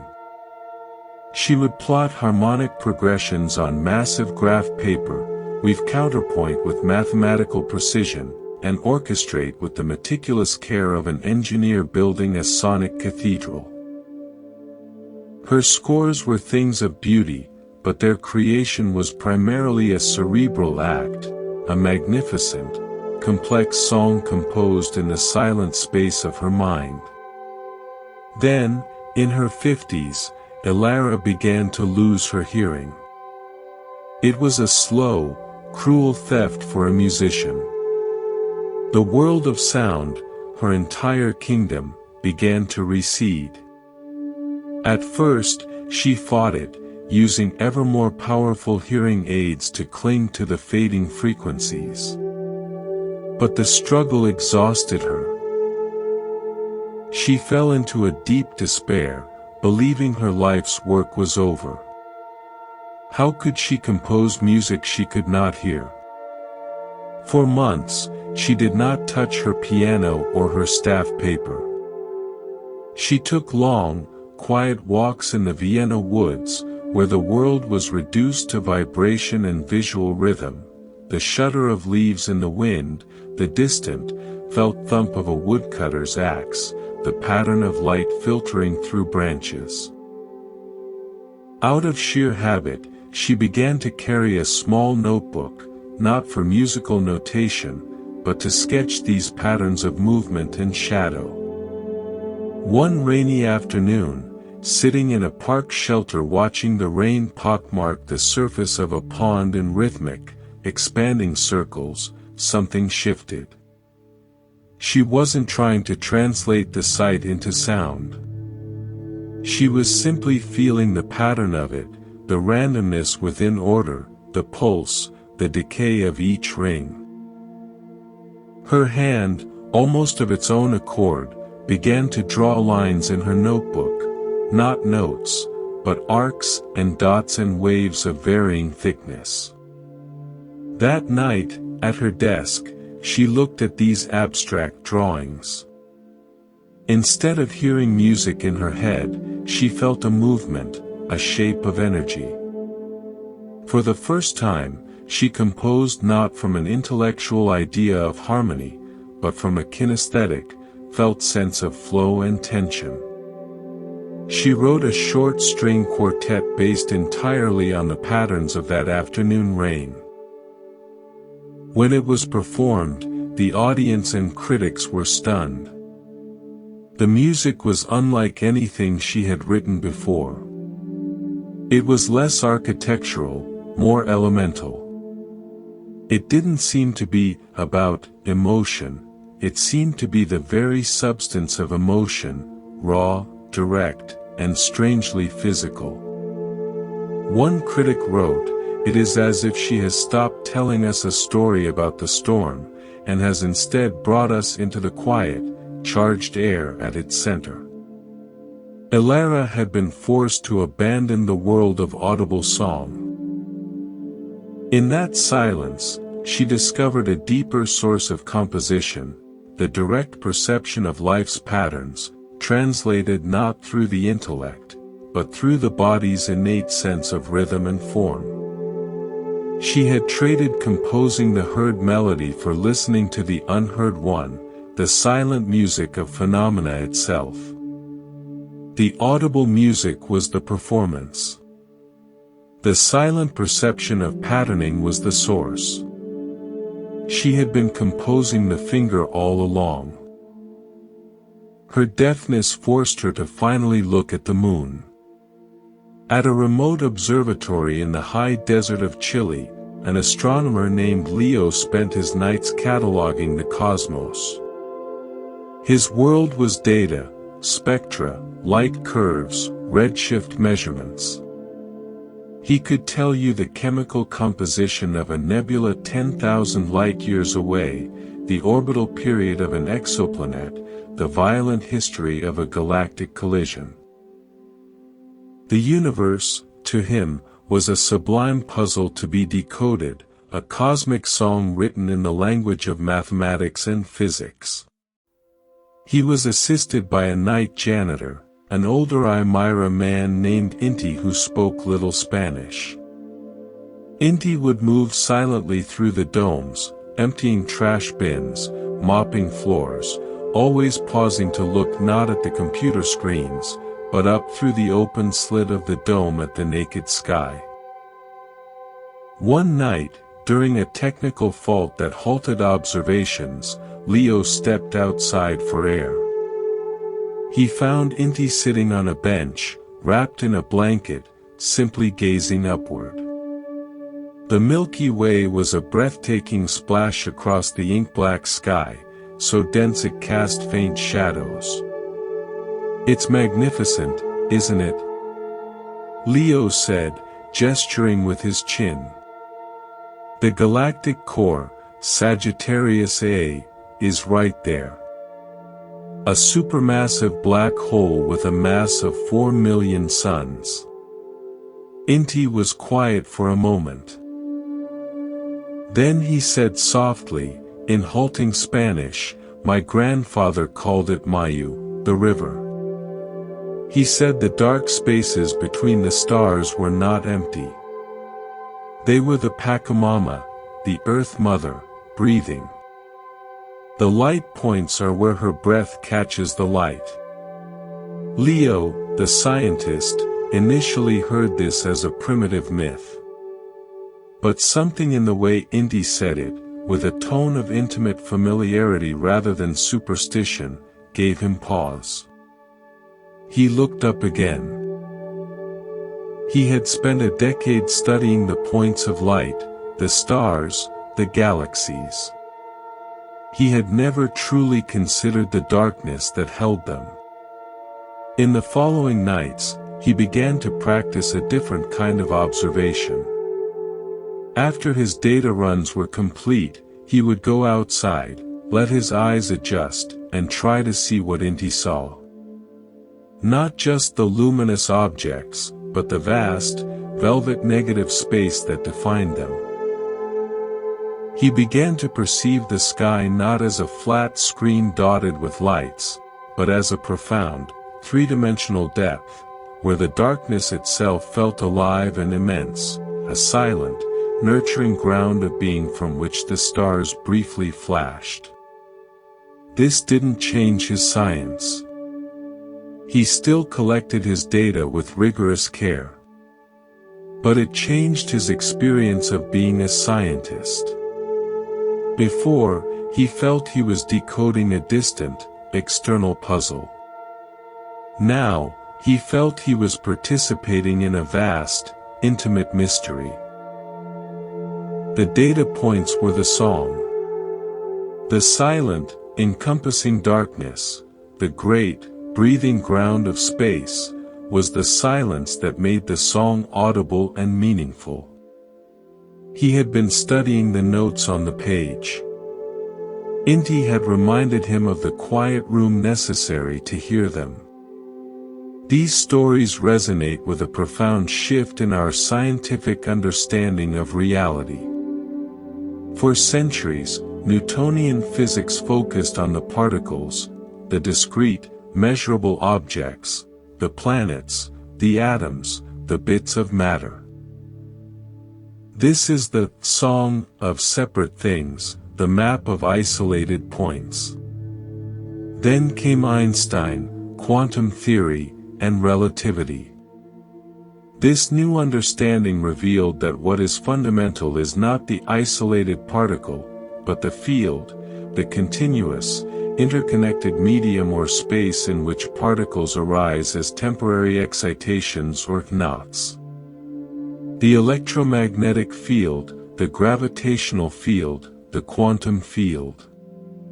The particle is the localized event, the noticeable note.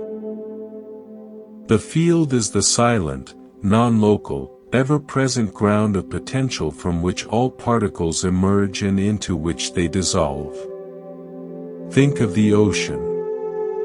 A Newtonian view focuses on the individual waves, their height, their speed, their location, the song. A field view understands that the waves are not separate things you can put in a box. They are passing manifestations of the ocean itself, the silence. You cannot have a wave without the ocean. The wave is a temporary pattern of the ocean. Our consciousness may operate in a similar way. Our thoughts, feelings, and sensations are like the waves, the distinct, noticeable particles of our experience, the song. But they arise from and subside back into a vast, silent, aware field of consciousness, the silence. We spend most of our time focused on the waves, this thought, that worry, this pleasure, that pain. We mistake the waves for the ocean. Meditation and deep presence are the art of sinking below the surface agitation to rest in the nature of the ocean itself, the silent, aware, boundless field that is our true nature. The thoughts are the content. The aware space is the context. And the context is always vaster, always more peaceful, than any content it can hold. In the misty, forested mountains of the Pacific Northwest, there lived a Tlingit carver named Keat. He was known for his transformation of red cedar into towering totem poles and intricate ceremonial masks. Young carvers would come to him, eager to learn his techniques. They would ask, "Master Keat, how do you know where to make the first cut? How do you plan the face of the killer whale or the raven?" Keat would seldom answer directly. Instead, he would take them to the log, a great, fragrant cylinder of cedar still damp with the memory of the forest. He would have them sit with it for hours, sometimes days. "Listen," he would say. Not with their ears, but with their hands, their eyes, their inner feeling. The story is not in your mind. It is sleeping in the wood. Your job is not to impose a picture. Your job is to have a conversation with the tree, to ask it what it wants to become, and then to help it remember. One apprentice, a young man named Ben from the city, grew frustrated. He had sketches, ideas. He wanted to carve an eagle with a wingspan of exactly 4 feet. He measured the log, drew his lines, and began to cut. Halfway through, his chisel hit a knot, a swirling, hardened mass in the grain. It shattered his careful line and ruined his symmetrical wing. Dejected, he went to Keat. "The wood fought me," he said. Keat walked to the damaged log. He ran his hand over the exposed knot, feeling its hard, spiraled texture. "The wood did not fight," he said gently. "It spoke. You were talking. It was trying to answer." He studied the knot, the way the grain flowed around it like a river around a stone. "You wanted an eagle with perfect wings. The wood is saying, I have the heart of a bear here, in this knot. Let the eagle's wing curve around the bear's heart. Let there be 2 stories, not 1. He handed Ben a new chisel. "Start the conversation again. But this time, listen first." Ben returned to the log. He stopped trying to force his eagle onto it. Instead, he felt the grain, observed the knots, the soft and hard places. He began to see shapes within the wood, not just an eagle, but the curve of a wing that could incorporate the knot as a powerful shoulder joint. He carved more slowly, responding to the material, letting the wood guide his tool as much as he guided it.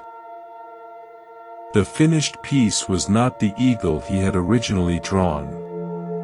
It was more complex, more powerful, alive with a tension between the bird's aspiration and the earthbound strength of the knot. It told a better story. Keat nodded. The plan in your head was the map. The log was the territory. You tried to make the territory obey the map, and you broke your chisel. When you let the map be changed by the territory, you made art. The carving is not what you take away from the wood. It is what you and the wood discover together. Let us end our stories close to home, in the most universal of experiences. A first-time mother, Anya, sat in a quiet nursery at 2 a.m., her newborn son, Leo, crying in her arms. She was exhausted, anxious, filled with a love so vast it felt like terror. She had read all the books. She knew the theories of soothing, the 5 S's, the perfect swaddle technique, the right rocking rhythm, the recommended white noise frequencies. She had tried them all like incantations. They worked sometimes, and sometimes they didn't. Tonight, they weren't working. The books, the techniques, they were the song of motherhood, composed by experts. They were the collective map. But Leo was not a point on that map. He was a living, mysterious territory having his first desperate encounter with the strange world of air and light and separation. Anya put the books aside. She stopped trying to remember the right thing to do. In her exhaustion, all that was left was raw presence. She stopped rocking on a schedule. She just held him close, her cheek against his downy head. She began to hum, not a recognizable lullaby, but a simple, wordless note that rose from her tired diaphragm, a vibration that was more sigh than song. It was uneven. It wavered. It was utterly her own. She felt his tiny body, tense as a fist, begin to soften against her chest. His cries hiccuped, faded into whimpers, then into the ragged, rhythmic catch of breath calming. He was listening not to a melody, but to her state of being, the vibration of her exhaustion love, her surrender to the moment, her silent, I am here with you in this. In that dark room, Anya understood. All the techniques were fingers pointing to connection. They were useful fingers. But the connection itself was the moon. The direct, animal, wordless communion of two beings, one new to the world and one newly responsible for it, meeting in a shared silence beneath all methods. The perfect swaddle was a tool. The hum was a sound. But the peace that finally descended was born from the silent, unconditional offering of her own overwhelmed, loving presence. She had moved from performing motherhood to being the sanctuary. The lullabies were the song. The silent, holding presence was the lullaby's source and its true purpose. These stories, from the forest to the nursery, point to a final, gentle integration. We all live two parallel lives. The first is the life lived. This is the direct, sensory, moment-to-moment flow of experience, the taste of coffee, the warmth of the sun, the ache in your lower back, the sudden memory triggered by a scent, the unplanned laughter, the silent tear. This life is raw, unedited, and often wordless. It is the territory. It is the silence in which the music of living actually occurs. The second is the life explained. This is the story we tell about our life, to ourselves and others. It's the narrative we construct. I had a happy childhood, my career is stalled, I'm working on myself, that was the best day of my life. This is the map. It is the song we sing to make sense of the journey. The confusion and much of our suffering arises when we mistake the map for the territory. When we believe the story is the life. We think, If I can just fix the story, get a better title, a more romantic plot, a happier ending, then my life will be fixed. We polish the map instead of walking the land. We edit the biography instead of living the biography. Psychological healing often involves noticing this confusion. It's not about creating a better story, though that may happen. It's about realizing you are not the story at all. You are the one aware of the story. You are the living territory in which the story, good, bad, or boring, is just one of many passing weather patterns. The invitation is not to stop making maps or telling stories. They are essential for navigation and sharing. The invitation is to hold them lightly. To know they are fingers. To use them to point toward the richness of the direct experience, and then to have the courage to look away from the pointing finger and immerse yourself in the actual, messy, beautiful, unbearable, glorious experience of being alive, here, now. We have wandered far tonight, you and I. From the silent fjords of Iceland to the humming tea rooms of Kyoto. From the data-filled domes of Chile to the cedar-scented forests of the Pacific Northwest. We have sat with cartographers and composers, fishermen and mothers, scientists and storytellers. Each one, in their own way, encountered the same beautiful, human dilemma, the subtle confusion between the pointer and the destination, between the song and the silence from which it rises. The map is not the land. The recipe is not the nourishment. The musical score is not the concert. The diagnosis is not the patient. The belief is not the truth.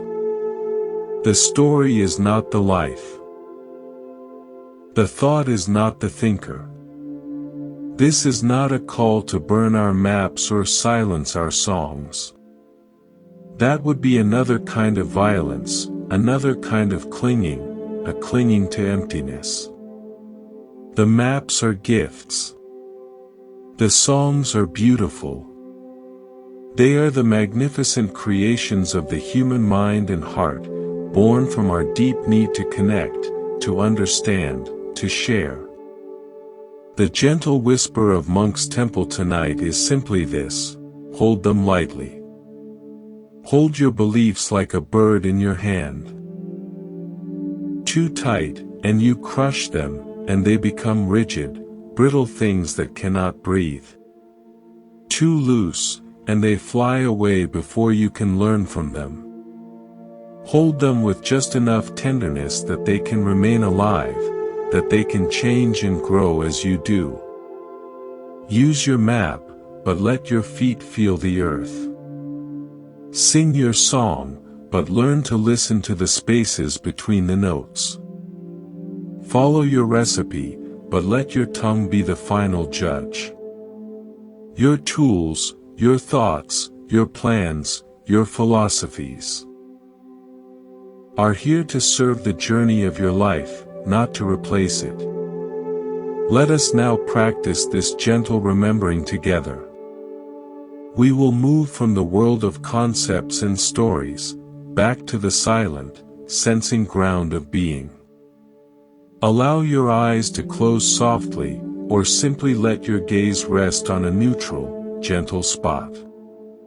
Take one, slow, deep breath. Not to achieve anything. Just to acknowledge the miracle of this simple, autonomous rhythm. The body knows how to breathe. You don't have to teach it. In and out. Now, release any effort. Let the breath breathe itself. Be the one who is aware of the breath, not the one who is doing the breathing. Notice the cool sensation of air as it enters the nostrils, the slight pause, the warmer air as it leaves. This is not the idea of breath. This is the direct sensation. The territory. Bring your awareness now to the points of contact between your body and whatever is supporting it. The weight of your shoulders against the surface beneath you. The pressure of your hips, your legs. The touch of fabric on your skin. Feel these sensations without naming them. Feel the pressure, the texture, the temperature. Just the raw data of touch. This is the direct experience. The land itself. Now, notice any sounds in your environment. The distant hum of a machine, the sigh of the wind, the quiet murmur of your own body. Don't label them. Don't think, that's a car. Just listen to the naked sound as a pattern of vibration in the air. Let it arrive, resonate, and fade. This is the silence, hearing the song. Now, include everything. The breath. The sensations of touch. The sounds. Let them all be present at once, like instruments in a quiet orchestra, playing the symphony of this single moment. And in the center of it all, notice the space of awareness itself, the quiet, peaceful knowing that is aware of the breath, aware of the sensations, aware of the sounds. This aware space is not a thing you can locate. It has no shape, no color. It is simply what you are. The silent sky in which all the weather of experience, thoughts, feelings, sensations, appears and disappears. This aware space, this is the moon all the fingers have been pointing toward. It is the silence that holds all songs. It is the territory that all maps approximate. It is the hand that holds all tools. It has been here all along. It is what was listening to the story of the Icelandic chartmaker. It is what felt the resonance of the clockmaker's vibration. It is what is hearing these words right now. You are not just the content of your life, the thoughts, the roles, the history. You are the vast, aware context in which all of that happens. And this context is inherently peaceful, whole, and complete. It doesn't need to be fixed. It doesn't need a better map. It simply is. This realization does not magically erase life's challenges. You will still lose your keys. Your heart will still break. You will still have bills to pay and difficult conversations to have. The song of life includes every note, joy and sorrow, pleasure and pain. But when you know yourself as the silent sky, and not just the passing weather, something fundamental shifts. The struggles don't disappear, but they lose their solidity, their weight. They are no longer ultimate reality, they are experiences appearing in the vastness of your awareness. A storm is fierce, but the sky is not harmed by it. A wave is turbulent, but the ocean is not destroyed. You can engage with the song of your life, make plans, care deeply, work hard, love fiercely, but you do so from a place of grounded openness. You hold your plans lightly, because you know you are more than your plans. You feel your grief fully, because you know you are vaster than your grief.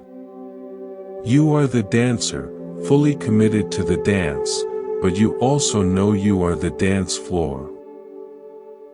Stable, present, and unmoved by the specific steps. This is the great homecoming. You are not a seeker on a long journey to a distant moon. You are the one in whom both the seeker and the moon arise. The peace you have been looking for is not at the end of a path. It is the ground on which you are standing, the awareness with which you are looking.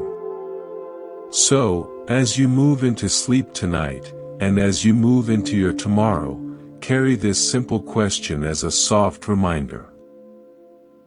In this moment, am I looking at the finger, or am I looking at the moon?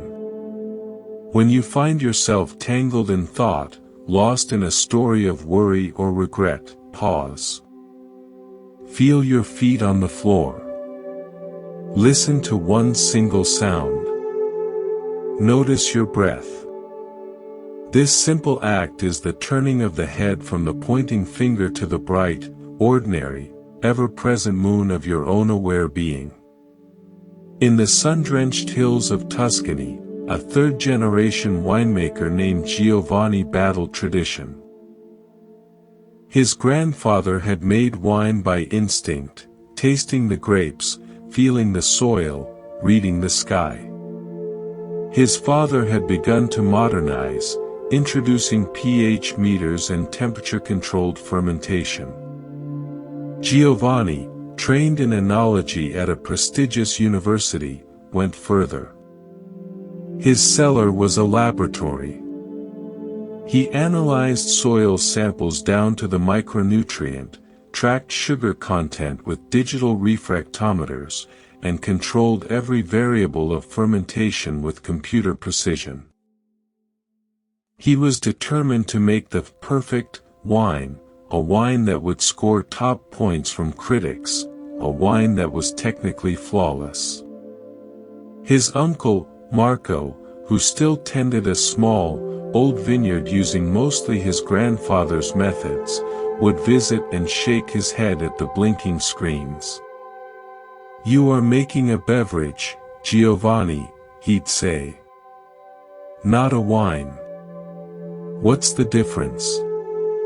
Giovanni would retort. "Mine is consistent. Perfectly balanced. Yours changes every year." "That's the point," Marco would smile. "Mine is alive. It has a memory." One year, a hailstorm devastated the region just before harvest. Giovanni's precise calculations were thrown into chaos. The grapes were bruised, sugar levels uneven. His laboratory couldn't give him an answer for this. In despair, he went to Marco's vineyard. The hail had hit there too, but Marco was walking the rows, not with a meter, but with his hands, plucking damaged grapes, tasting others directly from the vine. "Now what?" Giovanni asked, defeated. "Now," Marco said, "we listen. The wine this year doesn't want to be big and bold. It's frightened. It's wounded. It wants to be something quieter, more delicate. We will make a lighter press. We will use wild yeast, not the commercial one. We will let it tell us what it needs to become." Giovanni, with nothing left to lose, helped. That year's wine, when bottled, was unlike any other. It was not powerful or complex by standard measures. It was subtle, nuanced, with a surprising note of resilience that critics called haunting. It didn't score the highest points, but people who drank it remembered it. They said it had character. It told the story of that specific year, of the storm and the recovery. Giovanni understood. His scientific approach captured the essence of wine, the chemical components, the ideal ratios. It was the perfect recipe. But Marco's approach honored the terroir. The unique, living expression of a specific place, in a specific year, with all its unpredictable events. The recipe was the finger, pointing to the idea of great wine. The terroir was the moon, the actual, living, unique manifestation that could never be fully captured by numbers. True greatness in wine, he learned, wasn't about eliminating variables to achieve a perfect standard. It was about having a conversation with the variables, and allowing something true and unique to be born. In a quiet studio in Seoul, a master calligrapher, Park Ji-hoon, practiced his art. For 40 years, he had mastered the classic scripts, the precise, regular kaishu, the flowing shingshu. He could reproduce the works of ancient masters with uncanny accuracy. His students revered his technical control. The brush in his hand was an instrument of absolute precision. Yet, in his heart, Ji-hoon felt a quiet emptiness. His work was technically perfect, spiritually sterile. It was a beautiful echo, never a true voice. One afternoon, a visiting Zen monk watched him practice. After Ji-hoon finished a flawless copy of a famous poem, the monk spoke. "Your hand knows the path of the ink.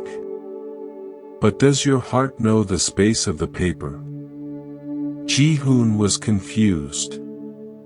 The space is just background. The ink is the art. The monk shook his head. The space is not passive. It is the silence that holds the word. The ink is the song. The paper is the silence. You are so busy singing the perfect note, you have forgotten to listen to the silence that gives it meaning.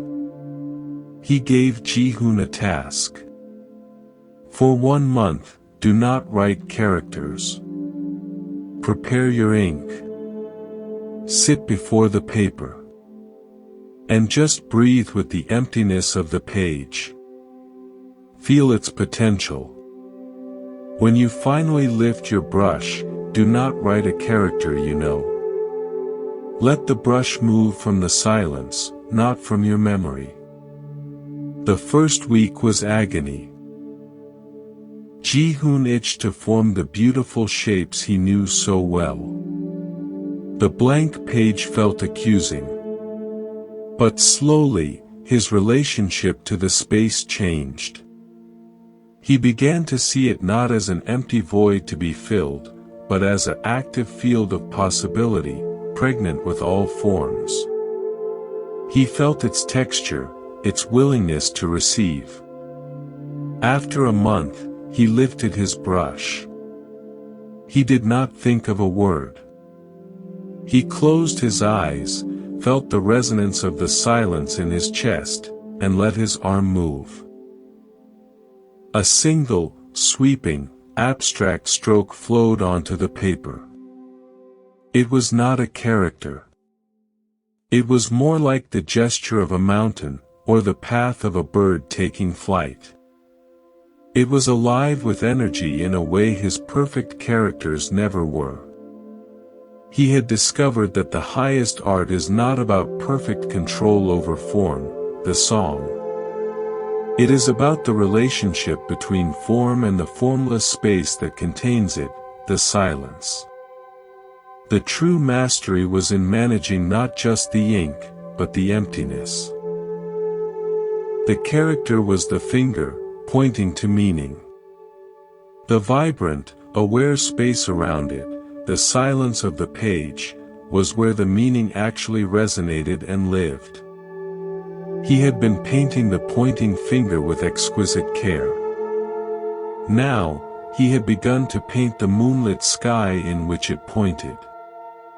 This principle finds its purest expression in the Buddhist concept of sunyata, often translated as emptiness or voidness. It is a profoundly misunderstood term. It does not mean nothingness or nihilism. Think of a cup. What makes a cup useful? Is it the clay, the form? Or is it the empty space inside, the emptiness, that can hold tea? Without the clay, there is no defined space. But without the empty space, the clay is just a lump.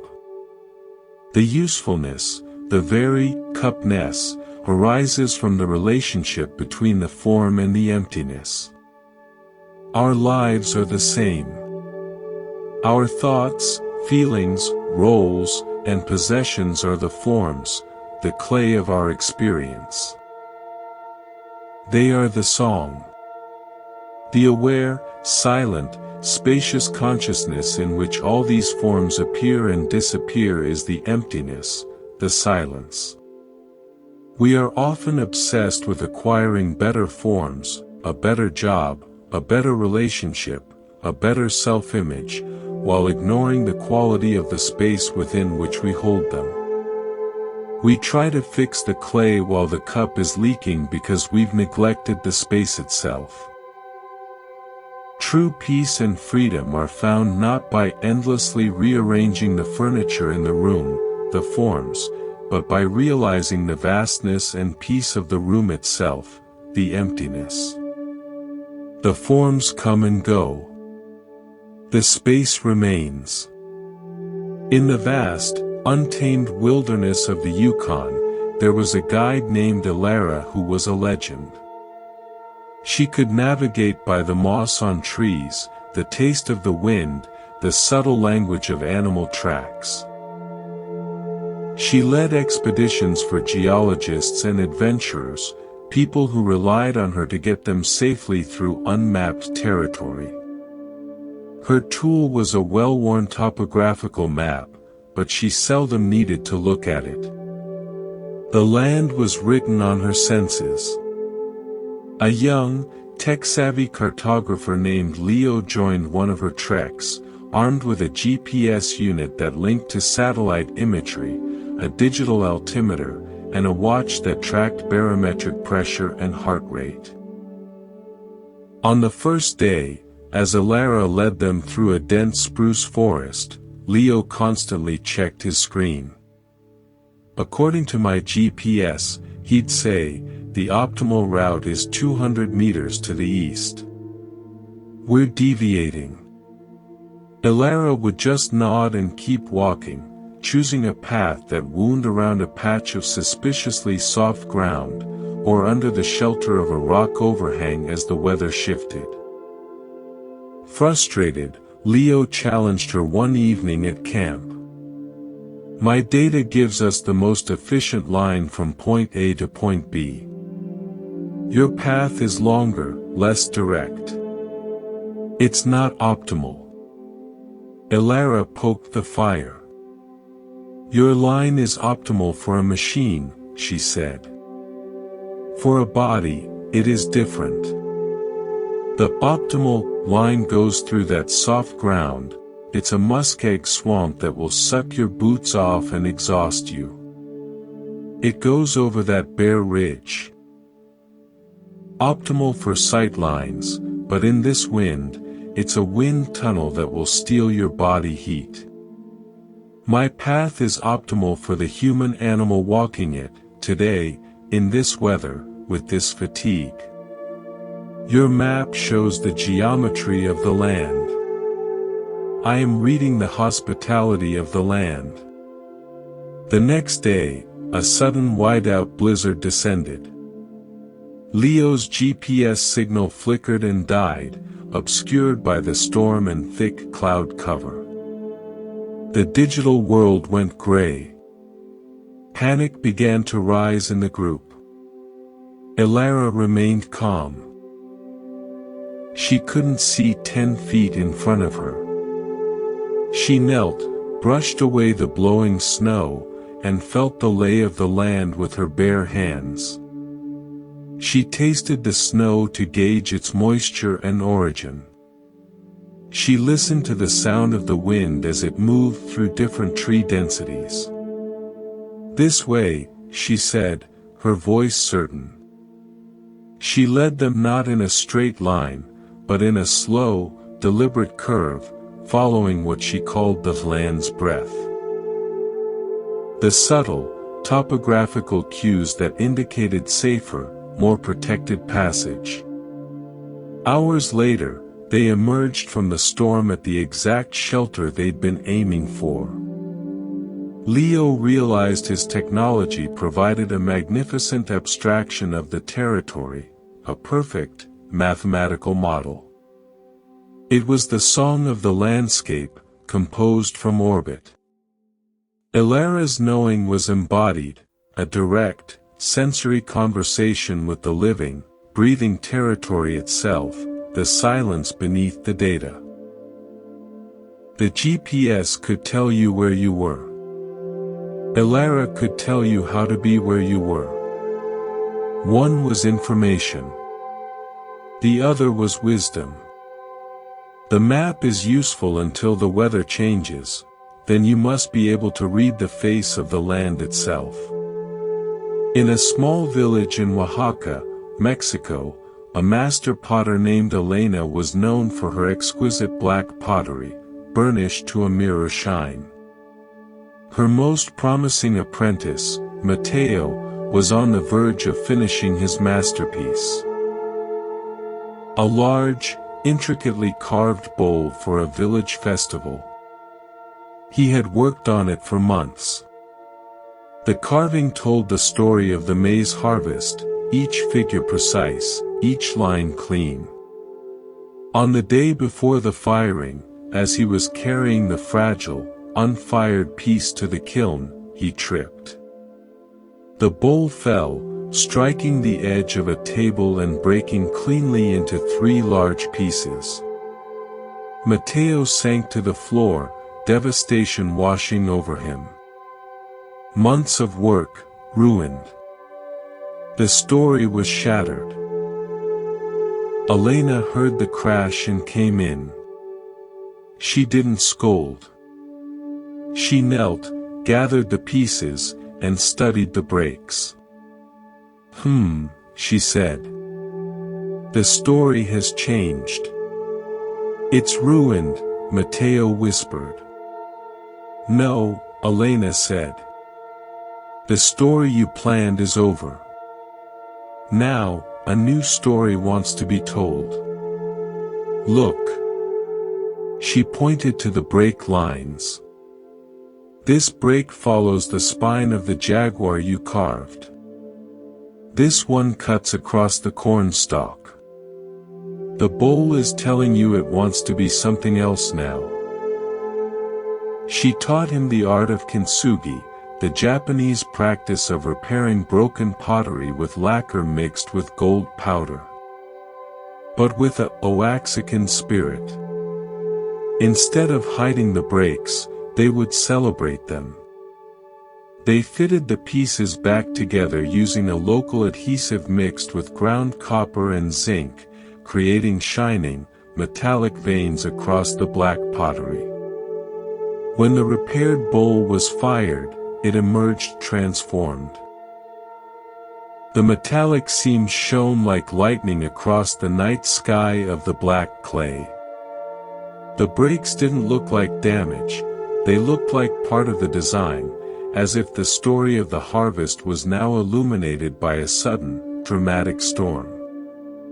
It was more beautiful, more powerful, and held more depth than the original, perfect, bowl ever could. Mateo learned a profound lesson about control and surrender. His original plan, the perfect, unbroken bowl, was the song he intended to sing. The breakage was life's interruption, the appearance of silence, of the unknown. His initial reaction was to see the silence as failure. Elena showed him that the silence wasn't the end of the song, it was an invitation to a new kind of harmony. By embracing the break, by incorporating the rupture into the design, they created something with a history, with resilience, with a story of loss and repair baked into its very being. Sometimes, the most profound beauty emerges not from flawless execution of a plan, but from the sacred, creative repair of what is broken. The perfect plan is the finger. The broken and repaired reality is often the richer, more luminous moon. This story offers us a powerful metaphor for our own lives. We all carry plans, ideals, images of how our lives should be, the unbroken bowl.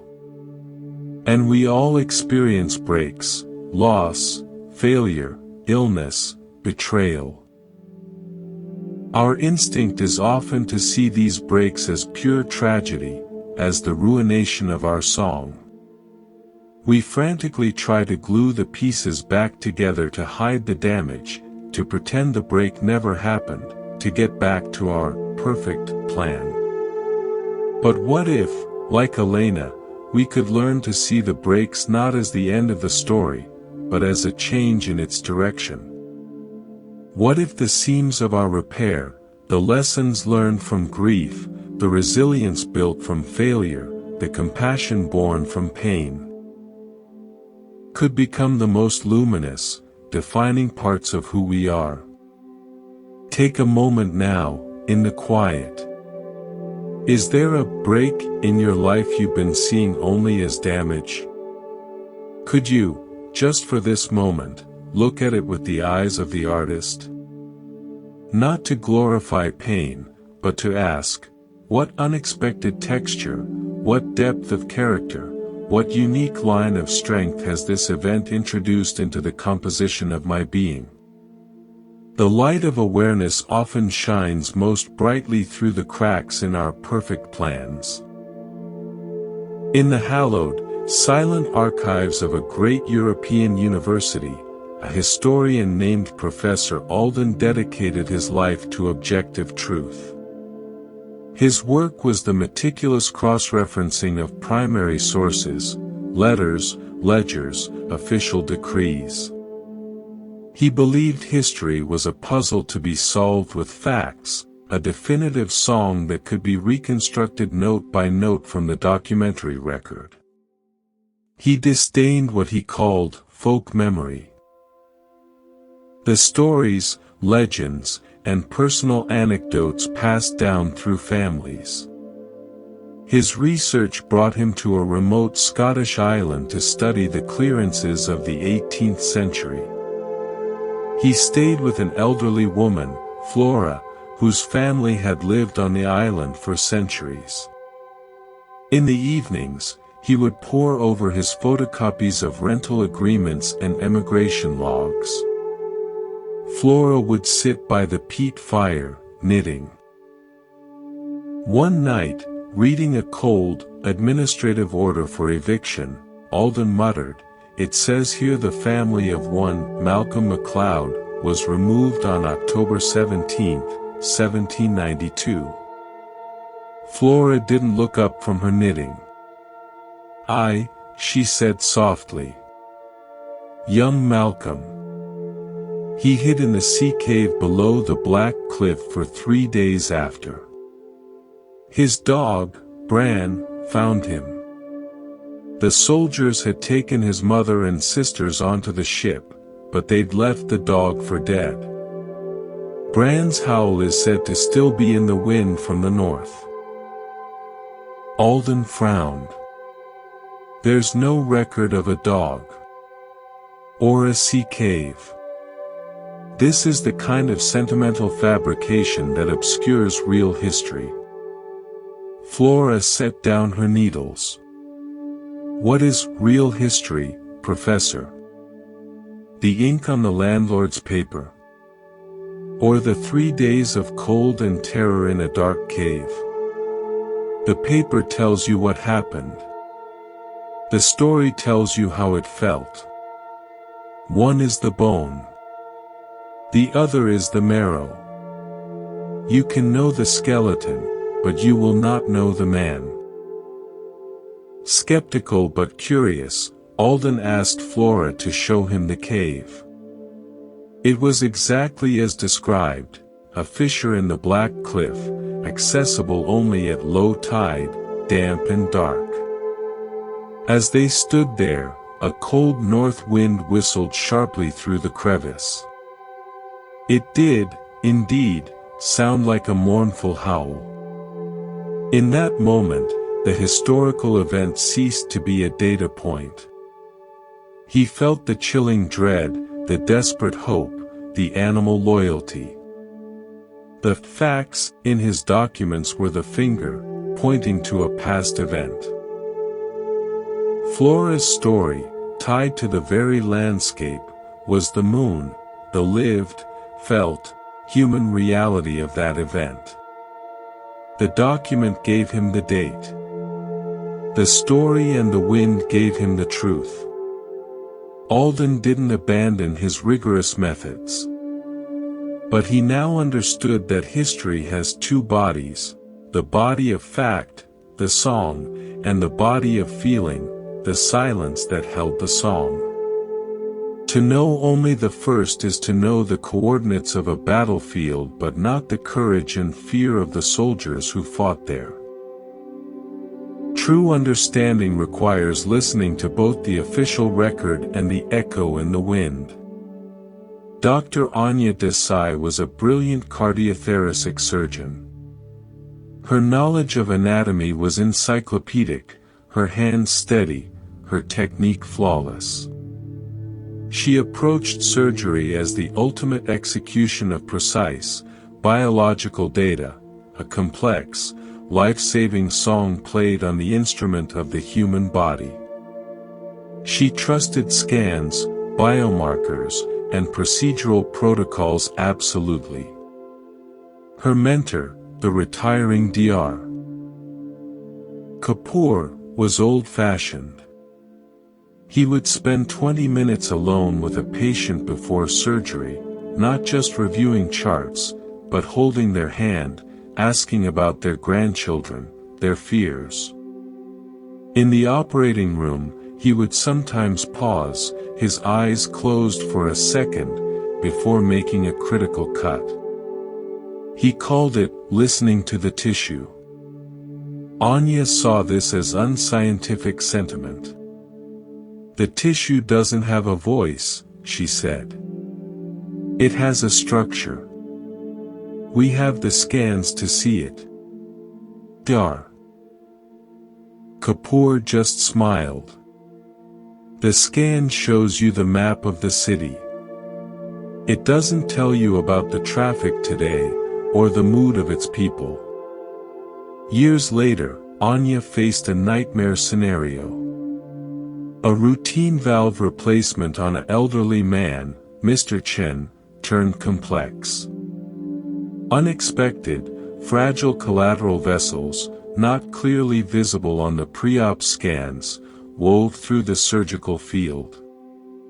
The standard protocol was becoming dangerously risky.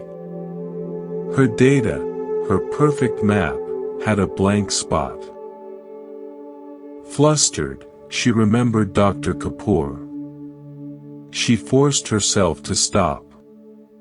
She took a breath, shut out the alarms and the pressure.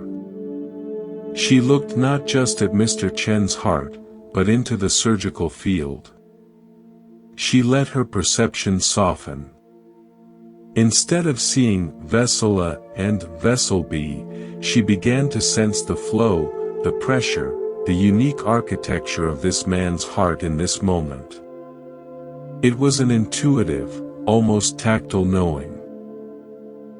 Guided by this felt sense, she adapted her technique on the fly, navigating the delicate web with a novel approach she'd never been taught. The surgery was a success. Afterward, exhausted, she understood. Her immense technical knowledge was the song, the complete and complex score. But Dr. Kapoor's listening pointed to the silence, the direct, present moment, almost conversational awareness of the living system in front of her. The scans gave her the general blueprint of a human heart. Her moment of paused awareness connected her to the specific, living reality of Mr. Chen's heart. The protocol was the finger, pointing to the standard way. The healing touch emerges from the silence that knows how to respond to the unique, non-standard moment. Science provides the rules of the game. Wisdom knows when and how to improvise. We see a pattern emerging across the historian, the surgeon, the guide, the potter. There is a spectrum of knowing. On one end, analytical, abstract knowing. This is the map, the data, the protocol, the documented fact, the technical skill. It is generalizable, transferable, and incredibly powerful. It is the song of the mind. It is necessary. On the other end, embodied, contextual knowing. This is the feel of the land, the memory in the wind, the conversation with the clay, the listening to living tissue. It is specific, immediate, and non-transferable. It is the silence of direct experience. It is vital. A life lived only in analysis is competent but may lack meaning, connection, and the ability to handle the unique, the novel, the broken. A life lived only in raw experience may be rich in feeling but lack direction, structure, and the ability to learn from the past or plan for the future. Wisdom is not choosing one end of the spectrum. It is becoming a conductor who can call upon the full orchestra. It is using the analytical mind to learn the score, and then letting the embodied, present moment awareness conduct the actual performance, responding to the acoustics of this particular hall, the mood of this specific audience, the capabilities of these individual musicians. The wise historian values both the document and the living story. The wise surgeon masters both the protocol and the intuitive touch. They don't reject the finger. They use it to orient themselves, and then they give their full attention to the moon toward which it points.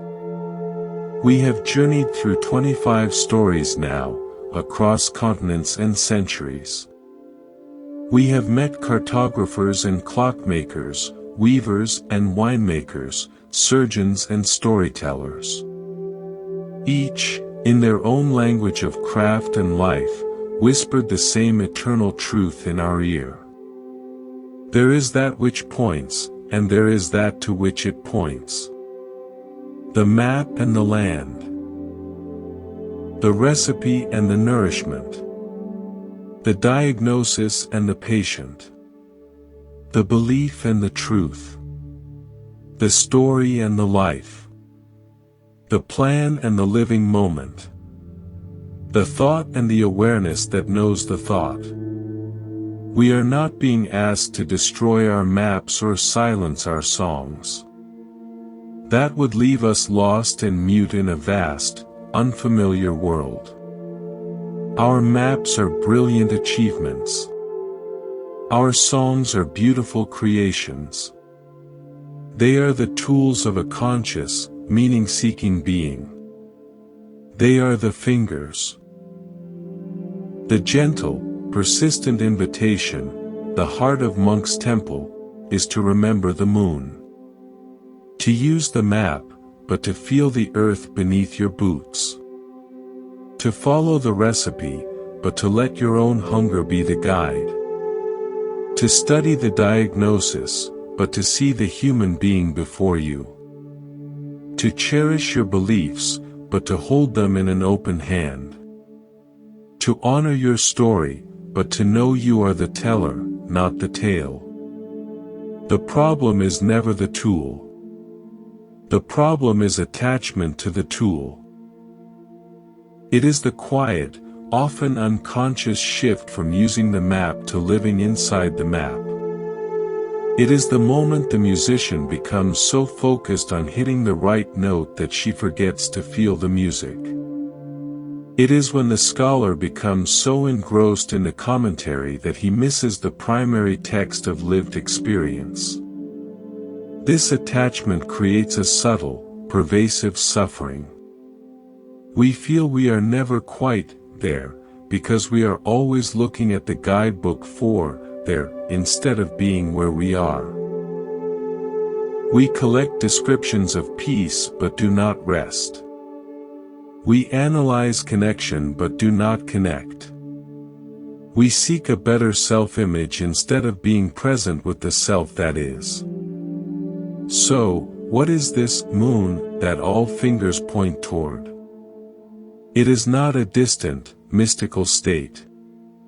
It is not a special enlightenment reserved for saints and sages. It is the simple, direct, unmediated fact of your own presence, here and now. It is the sensation of breathing, before you label it breath. It is the field of sounds reaching your ears, before you identify them. It is the weight and warmth of your body, before you think, my body. It is the space of awareness itself, clear, open, silent, in which all experiences, thoughts, feelings, perceptions, arise, play out, and vanish like clouds in a vast sky. This is the territory. This is the nourishment. This is the patient. This is the living moment. This is the silence that holds all songs. You have been seeking this with every spiritual practice, every self-help book, every therapy session, every moment of longing for something more. You have been looking for the moon in the sky, not realizing you are the sky. The peace, the wholeness, the home you seek is not an experience that will happen to you. It is the aware ground in which all experiences happen. You are not a drop of water seeking the ocean. You are the ocean, temporarily experiencing itself as a drop. Let us end our long journey by resting in this knowing. Not as a concept, but as a direct experience. Make yourself completely comfortable. Let go of any need to follow these words. Let them be sounds that come and go. Close your eyes gently. Step 1, arriving in sensation. Bring your full attention to the physical sensation of breathing. Not the idea of breath, but the actual, felt movement in your nostrils, your chest, your belly. Let the breath be exactly as it is. You are not controlling it. You are witnessing it. Now, expand your awareness to include all the physical sensations present in this moment, the points of contact, the temperature of the air, the subtle hum of your own body. For a few minutes, simply be this field of sensation. This is the territory of the body. The direct experience. Step 2, listening to the soundscape. Now, include the world of sound. The near sounds, the far sounds. The obvious sounds, the subtle ones. Don't name them.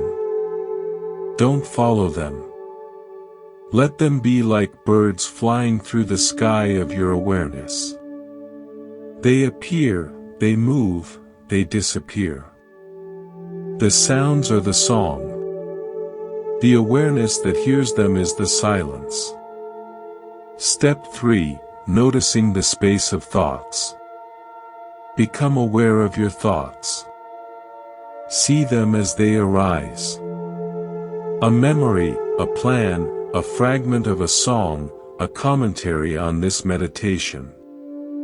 Don't engage them. Don't push them away. Just notice them as events in the space of your mind, like clouds drifting through the sky. See how they come from nowhere, stay for a while, and dissolve back into nowhere. The thoughts are the weather. You are the sky that holds the weather.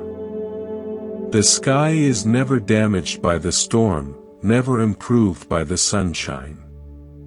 It simply is, vast, clear, and present. Step 4, merging into pure awareness.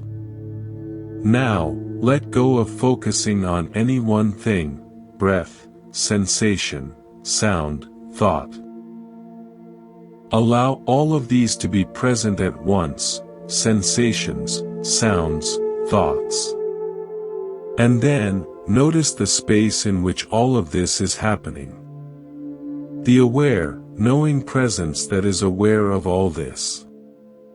This aware presence has no shape, no location, no age, no story.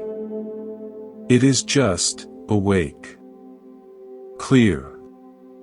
Spacious. This is what you are. Not the sensations, though you feel them. Not the sounds, though you hear them. Not the thoughts, though you know them.